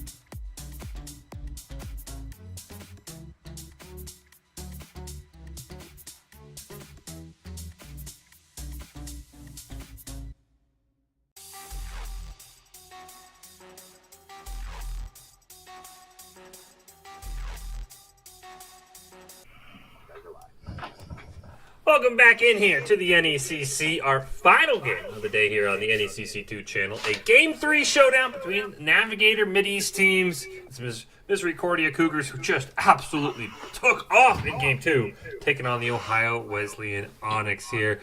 Fish and Sofchan calling this game, and Sofchan, I don't know what to expect because Game 1 was a very tight game all the way till the end. Ohio Wesleyan finally won that one. Game 2, it was never close from minute 1. It started and ended with a fantastic roster swap by Misericordia. So what are you expecting here in Game 3, this do or die for both teams looking for their first win of the season? First off, Fish, hi. Welcome back, everyone. I'm so happy to be here. Second off, I believe Misericordia and I expect them to keep the same roster settings that we had in the last game. It worked perfectly. It was a steamroll. Mwah. Proceed. Yeah. Ohio. I want them to have learned from this matchup. I want them to have seen how much they can do with the Blitzcrank, how much they can do with Moo and stuff like that. They can just pin you down in place and then just obliterate you with a Nanny or a Darius. So I want them to be prepared for that. I want the draft to possibly reflect it. We know that in lower levels like Navigators Division, it's not as common to have a draft showing as much intricacy in regards to the counters and the bends, but we want to see at least the players feeling more confident on how they can play, given that they have learned a little bit more about their enemies. I think the Blitzcrank ban 1 to start off, expected. I think perfect decision by the side of Ohio Wesleyan, who will now be on the blue side, of course, getting to pick sides after losing. The anti-ban is interesting by Misericordia because Oxen played so well on it. It doesn't seem like something that King Kong Chrono would play. He's been playing more, melee champions with the Echo, with the Silas. So taking Annie away from Oxen is a very interesting choice, I think, for the side of Misericordia. And we'll see what is going to be the call on this one. The Nyla and the Silas are also banned. Caitlyn and Tom Kench out of the table. I totally agree with you. The Blitzcrank was definitely the one thing to go to for the first ban if you are Ohio Wesleyan. First pick is going to be a Kali, and we already have Misericordia Cougars going for an insane composition on 5v5s. The Malphite via Mumu are just once again going to be able to lock you down in place, and if they have a nice damage burst on the mid lane on the ADC that they can match it with, it's going to be incredible. At least haven't seen our Queen Arachnid in a while. Swain on King Kong Chrono, so I definitely agree with you that Annie does not suit King Kong Chrono's style, so I also don't understand the Annie ban. Maybe it was to take it away from Oxen. I'm not quite sure. That it was kind of an interesting one. They do get the Seraphine mid, which is so strong, has been forever. And I think one thing to take a note of, we do get to see the summoners for at least half the side. It looks like Creatures and Phoenix have actually swapped. It looks like it will be Creatures, at least based on the order they're in, and they are usually in the correct order. It will be Creatures in the top lane on that Akali, and it will be Phoenix in the bot lane on an AD carry. Curious to see how that goes. Saintly had been kind of destroying Phoenix in that top side, so I understand the swap. How confident he is on AD carry, that remains to be seen, but that is an interesting choice to put Creatures in the top lane on an Assassin and put their top laner down on an ADC. You usually don't see that wide of champion pools for some of these players, so curious to see how Ohio Wesleyan does with that big of a swap. One thing I have to say, Misericordia, is that they have a protect the Jinx composition. They have everything from healers, from engages to peelers, to what was the mid lane again?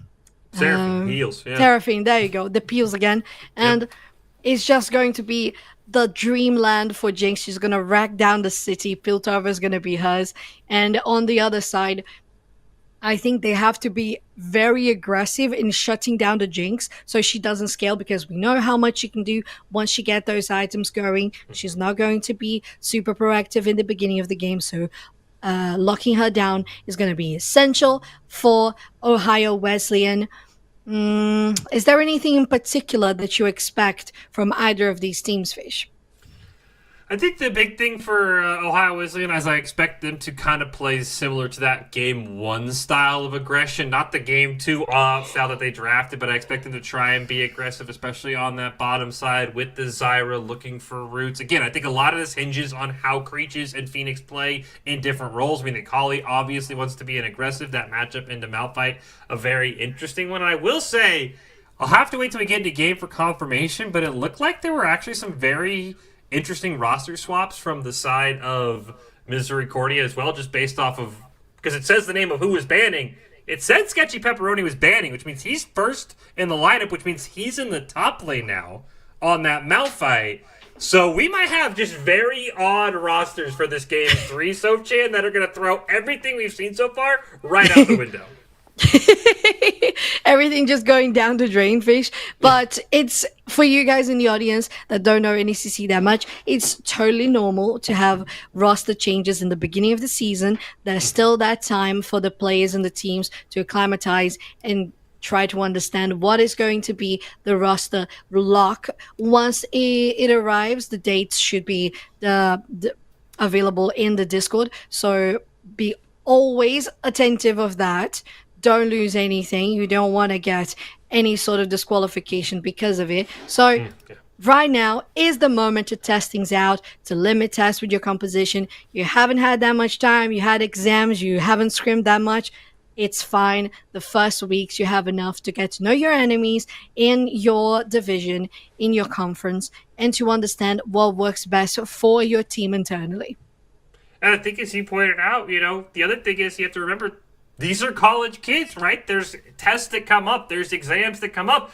You just might have to be, what if Phoenix is gone? Do we have a backup top laner? What if Creatures is gone? Can someone play ADC? There's always that as well, where you want to have a well-rounded roster where you don't want to miss the playoffs because 1 week your ADC had a really important exam the next day, couldn't come to your game, and you just kind of threw somebody out there. So I think there's always that as well. Sometimes you get lost that these are college students who are balancing both things. And just to pull the curtain back, as Sofchan said, for our roster for Ohio Wesleyan, they had 4 mid laners listed. So there is a very wide roster that these teams have to pick from. So I'm excited again.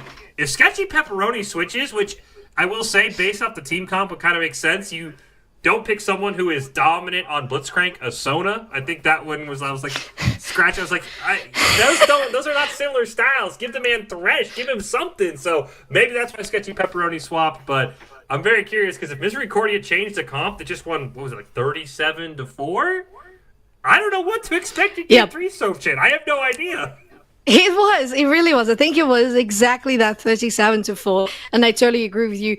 To a person that done so well on the Blitzcrank, give them a Thrash, give them a Nautilus, give them a Pike, but don't give them Sona, one of the most passive champions in the game, until you reach level 6. And even when you do, you gotta be very careful because it's one of the squishiest ones. So I totally agree. Malphite is going to suit this player much better on the top lane. So it makes a lot of sense. If they continue the same sort of play style they had, we're going to see a Malphite going for very aggressive initiatives and engages into team fights, even in early stages. They have a TP, so whenever the 14 minutes down, they're going to be able to even rotate through other lanes, and I think that's going to be very, very important for Misericordia Cougars. And let's have a look at their roster changes. As we mentioned, Doughboy is back to support Miscreant on the jungle and Sketchy Pepperoni in the top lane. Now Meat and Cheesy continues on ADC. The other one is Mist. Actually, our ADC from Game 1 is in at mid over Oxen. So again, you never know if something came up. Again, maybe you're just trying to experiment with your roster, but this is almost a completely different team. Meat and Cheesy, the only player remaining in the same role from their Game 2 stomp. I'm very curious to see how this will play out. I think the big kind of question mark is how top lane will go, right? We kind of knew in Game 1 and Game 2, Saintly Comic was going to dominate. He absolutely won both those matchups. Was a big reason why they won Game 2 on that Darius. Creatures versus Sketchy Pepperoni, I think 2 of the top players for both their sides, plus the Akali versus Malphite is a very, very interesting matchup to keep an eye on, because Akali might struggle into a tank until she can run Malphite out of mana, and then that might be free pickings, and that might be a fed assassin that Meat and Cheesy and Doughboy have to deal with.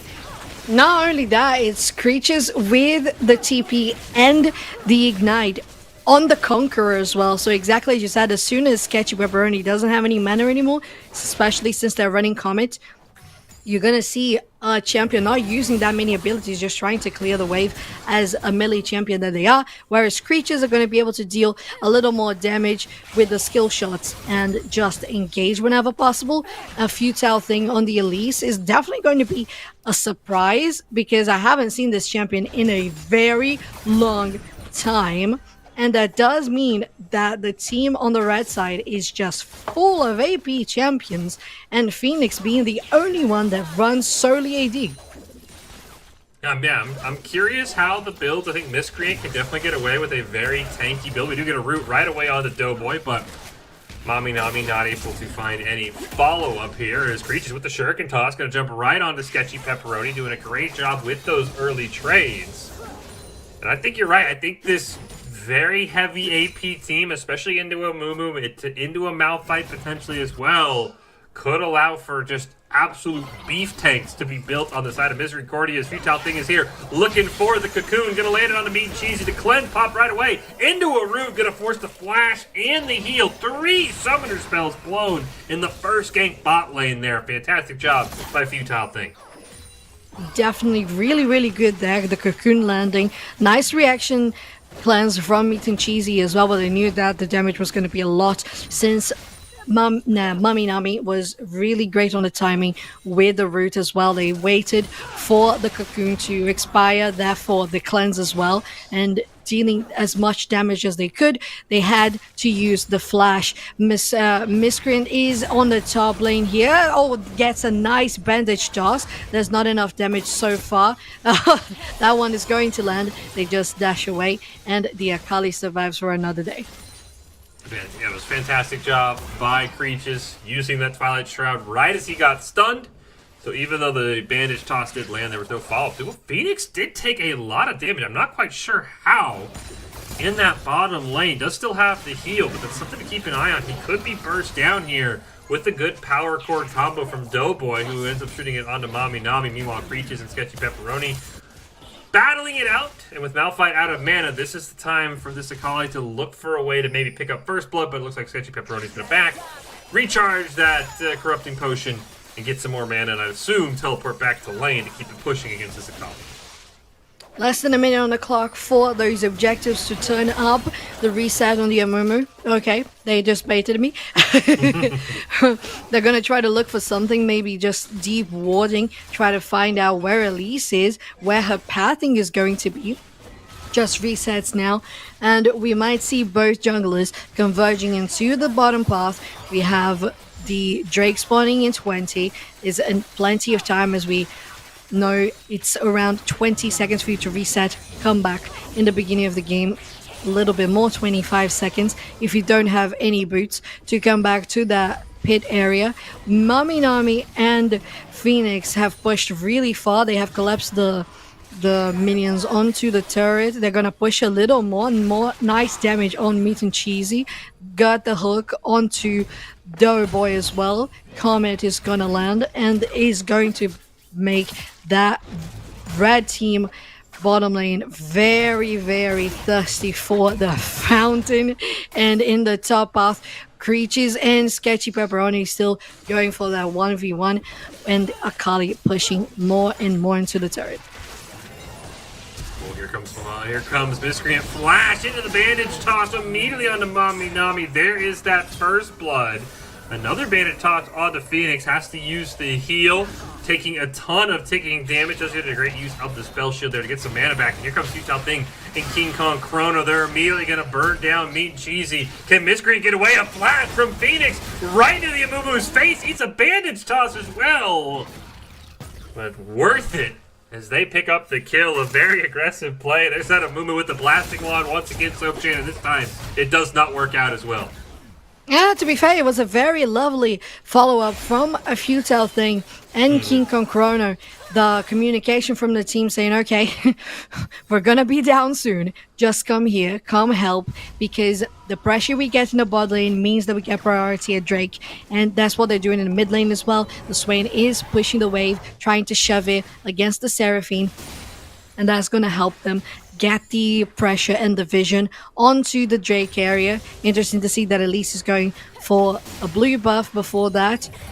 Little does he know that sometimes, as we saw in the previous game, it's just better to go for the objectives right away, get them as soon as possible, instead of thinking that the game lasts 40 minutes.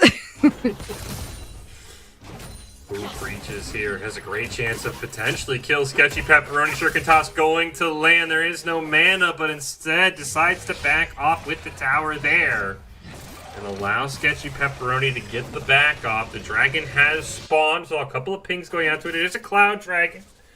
And unfortunately, Sofchan, that is the red-headed stepchild of all the dragons. Not really a care for most players for the pitiful buffs the Cloud Dragon brings to the table.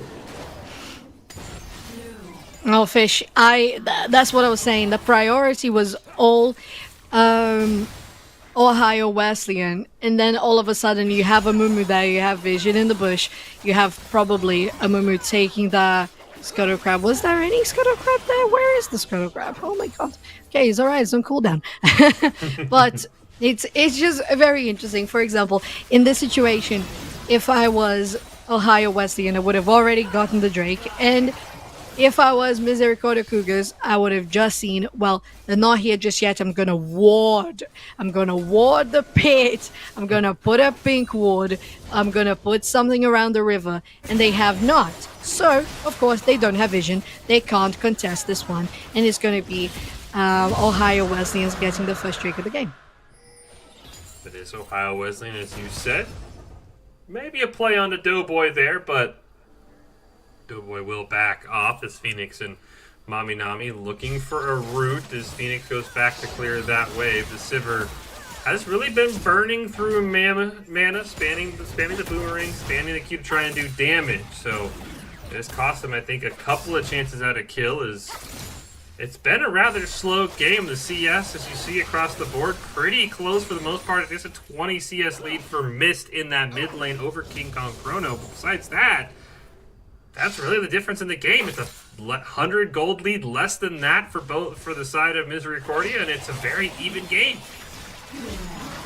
I think ultimately the thing that makes these two teams very even in the score is how whenever one team has made a mistake, instead of the other team capitalizing that already they're also doing mistakes. So that at the end of the day is just a slower paced game that we end up having here, and it's totally fine. As we said, the teams are acclimatizing with the new season. It's just the second week. We have another very drastic rotation of players in the Misericordia Cougars roster. In the top lane, though, Creatures is really going to try to go for something here on Sketchy Pepperoni, but Mission is around the corner, mid lane as well, to another gank there. So everything is happening right now. Oh, the curse has had Mummy into the Unstoppable Force, into the Bandage Toss. And Miscreant picks up the kill onto Creatures, just as you had mentioned, Sofchan. He headed up there, got a free kill, and helps this Mal fight out, can start pushing these towers. We have not seen many plays. I think one plate across the entire map has fallen right now. And there might be a couple more coming here from Mami Nami and Phoenix. Unfortunately, the root does miss. We'll see if they want to push towards this tower, if they just want to reset for some gold. Considering how little mana Phoenix has, is definitely a reset time. King Kong Chrono dealing some damage onto Mist 4. They get very scaredy cat on that one. Flash away. Being a mid laner, you don't have the luxury of letting yourself die as many times as they ended up dying, as Nami did in the previous game, just getting the wards cleared. So as a mid laner, you gotta be a little more careful, especially since you haven't died a single time this game. especially when you'd give the second kill to your enemy mid laner. I respect that. I think it was a little premature, but I definitely respect the respect that this player had in regards to that enemy. Mist did not want to get caught by Feudal Thing's cocoon, and we do see King Kong Chrono has rotated up. Unfortunately, walked right over a pink ward. So Sketchy Pepperoni will be able to just simply run away. There is an Elise coming up as well. And with the Rift Herald, it looks like we know where this is going to be dropped. That is top side of the map. Mumu, unfortunately, is on the bottom side, so there is no help for this poor Malphite. But he holds it off well. Miscreant comes behind Phoenix. Great spell shield on the first bandage toss. And both junglers, unfortunately, run into some issues looking for ganks across the map here, so we remain 2-2. Nothing much to be found aside from the rotations from the junglers, some invading from Elise, a Futile Thing trying to get something at least ahead since the gank didn't come to fruition. Mami Nami and Phoenix have been pushing this bottom lane just relentlessly. So that was very close to getting a nice trap from Meat and Cheesy. It didn't quite land. And I am very surprised, happily surprised, for the Misericordia Cougars team because Meat and Cheesy has maintained even a lead on top of the Sivir when she can just push. Like, the two champions that I think that can push that much in the bottom lane have to be Sivir and Tristana. And the Jinx is just keeping up really, really well, and that's going to help them a lot in the late game. Regis is going to get dived on once again. Meanwhile, Mami Nami going to get hit by the Crescendo, will get hit by the Super Mega Death Rocket and go down. Creatures cannot get away. Is King Kong going to flash forward, going to use the Swain ult, pick up one. Meanwhile, Phoenix so close, flashes forward, looking for a kill on the Doughboy and Meat and Cheesy. They get one. The tower is going to kill Phoenix. Oh no, they do pick up a double kill. It ends up being a 2-for-2 bot lane and a 1-for-1 top lane. So again, we remain even at 5-5 with the gold, almost the same. Though that will change here once the Rift Herald gets a charge. It picks up the plates and first tower. There you go. To be fair, that was a very hard target lock management for Ohio Wesleyans to pull off, and Meat and Cheesy still got that last zap at the end, which means not only a little bit of damage on the Sivir, but definitely the slow so she couldn't get out of range from the turret was crucial to get that kill. In exchange, it was a 2-for-1, right? Very nice rotation from a Futile Thing. And I have seen Phoenix how they're playing, and they position themselves very confidently, and they really showed in the play that they had going in the bot lane. Right now, that was as you said, it was the first turret to be taken down. To be fair, it just feels like forever. It feels like forever. I don't know why. I think it's because of how many things happening all around the map at the same time. Oh, we're gonna see the encore going on this one, but Fish, take it away. King Kong gonna be able to make it away. Just simply absorbs not only the encore, as you said, but another root from Mist and gets out without much issue. Futile Thing gonna throw in some spiders, get some nice burn damage going there on the enemy team, and that is just how tanky this Swain is gonna be. I think target focus for Misericordia is gonna be huge, so Shanny. If you blow everything on this Swain, he's going to survive, especially when that ult is up. They've got to find ways to maybe find the Sivir, maybe find the Elise, not the Swain, though. Not only. Oh! Okay, that was actually very close. That was ridiculously close. I think it wasn't that close because I at least was a little to the right and it wouldn't hit the champion, therefore it wouldn't deal damage to the Drake anyway, but it was very close. Nice attempt there from Meat and Cheesy. What I was going to mention is that not only King Kong Chrono on the Swain is very strong and tanky right now with the Leandries. Whenever they get a Zonius going, it's gonna be late game disaster for Misericordia Cougars, and they are coming into a point where, unfortunately, even if you are very tanky, if you get collapsed upon like that, if you are overextending, you're gonna go down. So gotta respect your opponent and understand, well, we don't have vision, so might as well just stay a little bit retreated.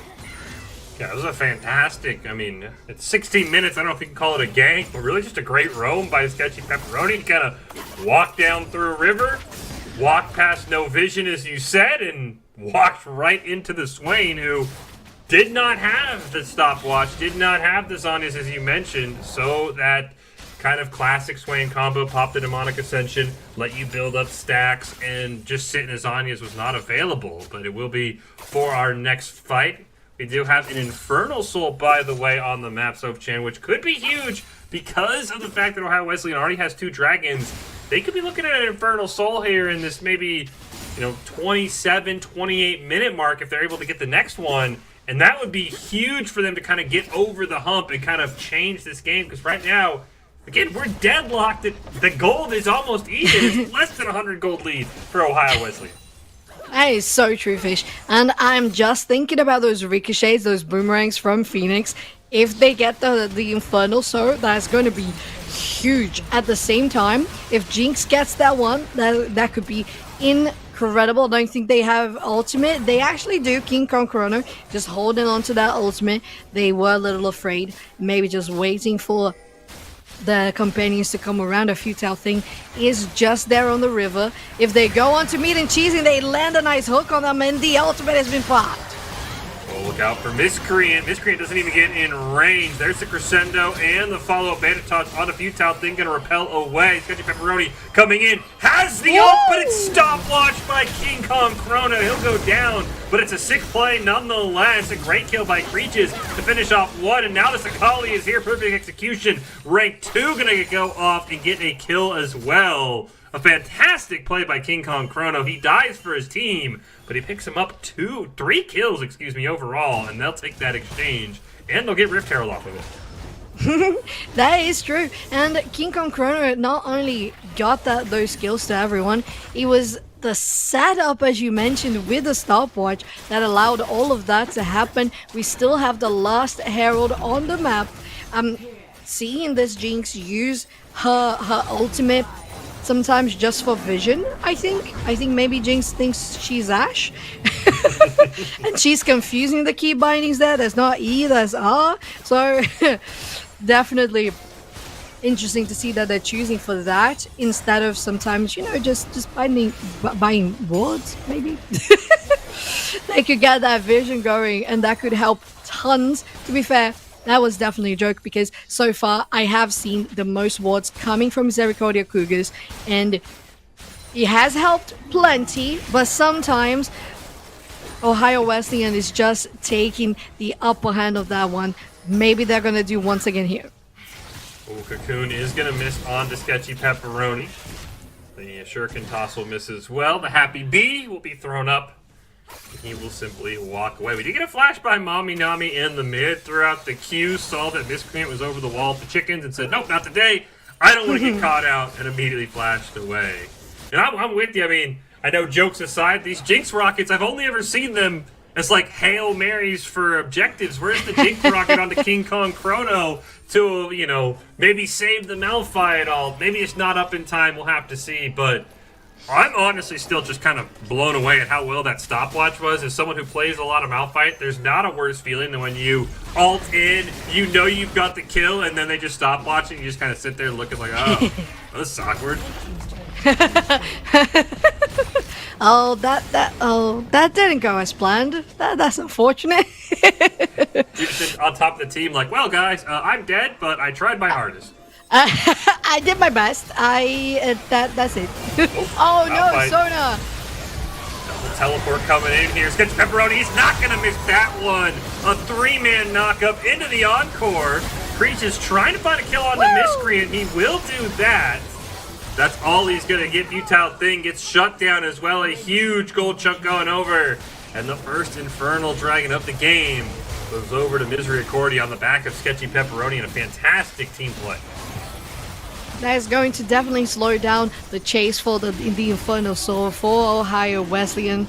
And Misericordia Cougars possibly getting back onto the board, trying to get, well, not on the lead so far in regards to gold, on the lead in kills, but it's definitely where you want to start building for that big carry Jinx, as she can melt turrets down. Mami Nami gonna try to get a... I thought that landed. That was very weird. That was very weird because they were out of the range and then they were in and they didn't get rooted. Interesting. Tell me about it, Riot Games. It wouldn't be Riot Games without some sort of spaghetti involved, at least in the code side of things. Yeah, exactly. Maybe that's what the meat and cheesy. They were having spaghetti tonight, but again, I think the big thing here, Sofchan, is going to be how well Misericordia can combo this Malphite ult, right? It feels like any team fight that Malphite hits 3 or more people, especially with the squishy nature of the majority of the OWU Wesleyan team, that should just be a free team fight, right? You can Malphite ult into Encore, really into Crescendo if you really just want to not let him play the game. So I think finding ways to dodge his Malphite ult is going to become imperative for the side of OWU Wesleyan, and I think I smell one coming right now. Oh, he turned around. Oh. Feels bad, Fish. Feels bad. I totally agree with you there. I think, unfortunately for Misericordia, is that if they let this game continue a little bit more, there are at least 4 players, because they're all AP, that have the possibility of doing a Zhonya's. You have the Akali, you have the Elise, you have the Swain, you have the Zyra. So if that is the one thing to let you get away from the Malphite ultis, well, then they're good if they get to that late game. We saw that at Crescendo, unfortunately missing, but Sketchy Pepperoni is still around the corner. Cocoon's gonna hit. We'll see if this next fight is going to be well executed with the amount of CC that Misericordia has on their favor. They did lose the Crescendo, but they still have the Encore plus the Malphite ult. They are all grouped up right now. This is getting really sketchy as they landed on the 3. There's the 3-man Encore, and they couldn't have drawn it up any better. Phoenix popping on the hunt, trying to get away, but gonna get hit by the bandage toss. There's the Super Mega Death Rocket, so Creatures and Futile thing will get away, but that's how you draw it up if you're Misericordia. That's what you pick this team for. 3-man Malphite ult, 3-man Encore, maybe free Baron, because they do not know if Futile thing is there. That's a great ward over the wall. They can't see him in the brush, but it will at least mean the Futile thing has a chance at a steal if he so chooses. And he's not going to shoot. I think they were a little too early in popping that fruit. They should have waited a little bit for the vision, because they really just denounced themselves that they were there. But let's focus on the incredible play from Misericordia Cougars. If we had a highlight or a replay at this point, we would have been seeing that Malphite engage just so nicely. As you were saying, Fish, really just reading your mind, seeing that opening for the Unbreakable Force, going in, getting everyone knocked up into the Encore, into the bandages, and the damage from Meat and Cheesy was just there to finish it all up. You don't even need a Crescendo, and that's why you build for a team like this, because if you even don't have one teammate or one ultimate, that's fine. You still have 4 others. Yeah, the Crescendo, I really feel like the Crescendo or the bandages from Miscreant are just overkill at that point, right? Like, they're going to die in the Unstoppable Force, in the Encore, especially with this Jinx now, 4, 3, and 6, has their second item finished, working on their third. Mami Nami, no! We've seen this story too many times. Luckily, does land a very good root. Sketchy Pepperoni. Once again, this top lane play for Misericordia, regardless who it's been, has been so fantastic now in a 2v1. Gonna be forced to use that Unstoppable Force to get away, and that's kind of a win for the side of OWU Wesleyan, but look how fast that Malphite cooldown is, especially at rank 2. He is just gonna have that up in the next fight as Creatures tries something, hits the Shuriken toss, wants to go in, gonna use the perfect execution, but now gonna look for another one here, but Crescendo is gonna cancel it. And Miss trying to make it away, but will die to the next Shuriken toss, and that's 800 gold in the Creature's pocket. Yeah, not just the gold, but a big cooldown on that Encore. I think it was one of those situations that you just see, well, I accept my fate. And my fate and I will just die now. That's fine. My team is going to have the priority on the Drake anyway, and I trust them to finish this one up. And we'll see if Miscrin... Okay, nice play. Pulling it away. The plants are going to push it back into the pit, and that allows for Ohio Wesleyans to come back around. Ooh, Beat Cheesy gets one. He's trying to keep away from creatures, however. Sketchy Pepperoni gonna fall. That's another big shutdown, and unfortunately, without that Wombo combo, they had no Malphite ult, they had no Encore. They just really couldn't fight that, and as you said, maybe using that Encore and getting caught by Mist, the difference maker there, because you could see no CC, and Ohio Wesleyan can pop off with this Akali and this Elise. You have to be very careful on those cooldowns, and at this point in the game with 40 seconds for a respawn, you gotta be careful with those skills too.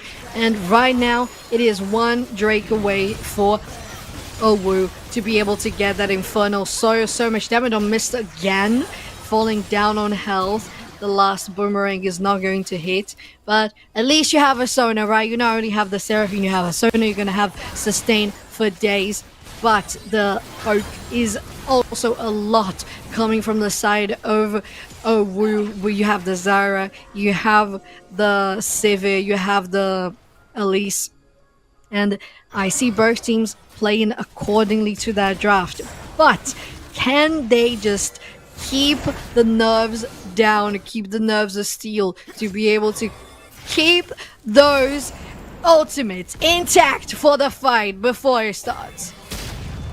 Saw Creatures away on that ward, chasing down Futile Thing, but I think, as you just pointed out, great patience by Sketchy Pepperoni to not blow that Malphite ult for the solo kill, even though it probably could have secured it.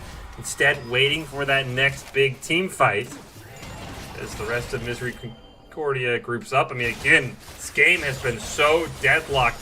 Barely 1,000 gold lead for Misericordia. 17-14. The Drakes do favor Ohio Wesleyan, so this next Infernal Drake coming up in just over 3 minutes is going to be so massive for both of these teams, as Doughboy has to be very careful. The poke, as you mentioned, double just dot burn from the side of Ohio Wesleyan. They have to be very careful of this Misericordia. They have healing, but I don't know if they can heal off all the damage that's coming their way. And I believe that right now, Ohio has the priority in regards to the lane management. They have been pushing so well. Every time we find ourselves on this side of the map, the red side of the map has been very conquered. They're going to get this one up, but the knockup also lands, and it's going to get the victory on this little team fight. Very important one for the Misericordia Cougars team. Creatures trying to get away. There's still 3 members alive. Oh, the super mega death rocket finally finalizes someone as it is intended to do. Futile Thing trying to get away. Unfortunately, that's a futile thing to do. As he is going to go down, and now all of a sudden, as you mentioned, respawn times, the soonest one is 15 seconds for Phoenix. This is at least a free tier 2 mid, potentially the inhibitor tower, depending on how well they focus. This could be an inhibitor taken down for Misericordia off of that one team. But yeah, they're going to get this inhibitor, no question. I think they back off. That would be the smart play. That's exactly what they do. What a well-executed team fight. I'd back off and go directly for the top lane, get that turret down. It's so close. The wave has advanced. We saw Seraphine pushing that one earlier before the team fight. So it's very nice and set up for you to have not only vision, steal all the jungle from your enemy, get the vision, go for the Baron, and have everything on the way for the victory for Misericordia Cougars after the nice comeback. But Creatures is around the corner. Unfortunately, I don't know if I mean, how do you win this if you're Ohio Wesleyan? So because look, all of those powerful ults, they're back off cooldown already. How do you handle the 4-man wombo combo of Malphite, Amumu, Seraphine, and Soda ults? Because if you're even relatively close to someone else, it's gonna be a game over. That is so true. I think mainly for them, they have to be a little further apart, right? Try to have someone coming from a flank, someone in the middle, someone that can bait an ulti with the Zhonya's. Right now, the Zhonya's on Elise is on cooldown, but the Swain still has it, so that might be a good opportunity. Maybe the Akali with the Shroud as well. So something that can bait it out and still be able to survive would be the best play, so that the rest of the team comes around. Maybe a bait situation, maybe exactly what Misericordia is doing right now. Mommy, Nami, no! Smart to hold it. They're waiting. Here comes Futile Thing. Though Swain will give their position away. It was a very good job by Misericordia displaying some patience. And here we go. Dragon is up. This would be Infernal Soul if Ohio Wesleyan can win this team fight. Everything is up for everybody except a couple of flashes, but it's those powerful ultimates doing a great job here. Is Ohio Wesleyan in the blue staying separated? King Kong Chrono going to immediately rip the Nevermore, but he can't even get the Zhonya's off on time. You do not want to see that. Huge damage going out onto Phoenix. Sketchy, Pepperoni now going to chase Futile Thing. He might have an opportunity here, but unfortunately losing that Swain. Just massive. Super Dragon Death Rocket does miss, but no one for Ohio Wesleyan can even get close to the Dragon Pit right now. They are not, and Meat and Cheesy is going on ham from the flank as well. They felt so comfortable to just use the fish bones because the damage from those rockets are critting insanely high. They have the Infinity Edge, they have the Kraken Slayer, they have the Phantom Dancer, they have half of the Last Whisper, and that's going to be enough. Encore hits both of them, almost takes them out in one-shot fashion. But it is going to be Misericordia Cougars guaranteeing the first win here of the second week for them. Nice 3-game matchup, and that is really going to boost up their confidence after having lost the first week of NECC. And a great boost in confidence, as you said, not only for that, but a great boost in confidence after how that series started, losing 1-0 to Ohio Wesleyan. Thought maybe it was going to get away from them in the end.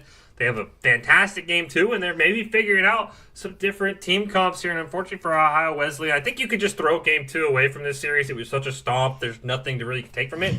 I think that was a close game. It really just came down to the fact that, unfortunately, Swain got caught. They were trying to be split up, as we talked about, but when that happens and you get caught, sometimes you just go fall over. Fortunately, didn't the Zhonya's in time, but overall, what a fantastic series, as you said, Sofjan. And your final thoughts on our lone series of the day here on the NECC 2 between these two teams?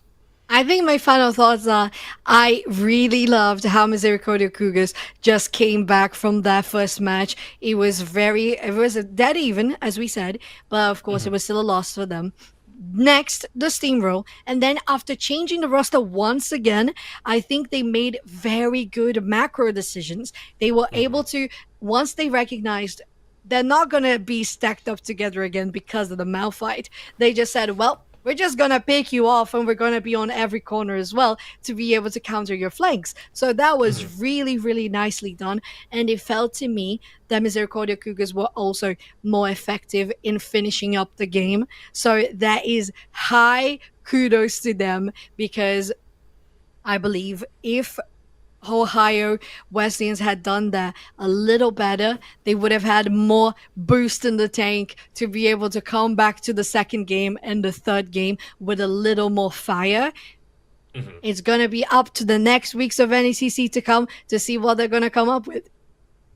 Yeah, I do think for Ohio Wesleyan, I think that response after game 2 was very promising. Sometimes when you get blown out, you just kind of throw in the towel, say, hey, we lost. But I thought game 3 was really good. I thought that looked like their best team comp of the night. Unfortunately, as you pointed out, I think the draft for Misericordia, which is so good in game 3, they had so many win conditions. Overall, a well-played game by both their teams, and congratulations to Misericordia picking up the win. Well, that'll do it for us here on our second NECC channel, but if you're still fiending some more League of Legends, we've got a couple more series on the main NECC channel, one going on right now, and then one after that. So if you want to check out more League of Legends, make sure to do that. If you want to come back next week, we've got League of Legends on Wednesday, so Chan and myself will be either on the main channel or somewhere else. You don't want to miss it. Have a great evening, you guys, and we'll see you next week.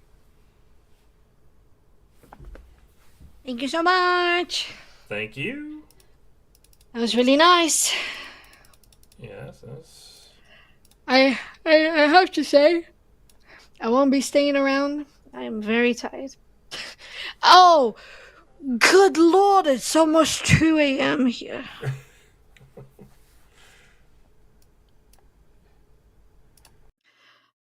There you go. All right. Thank you so much, you guys.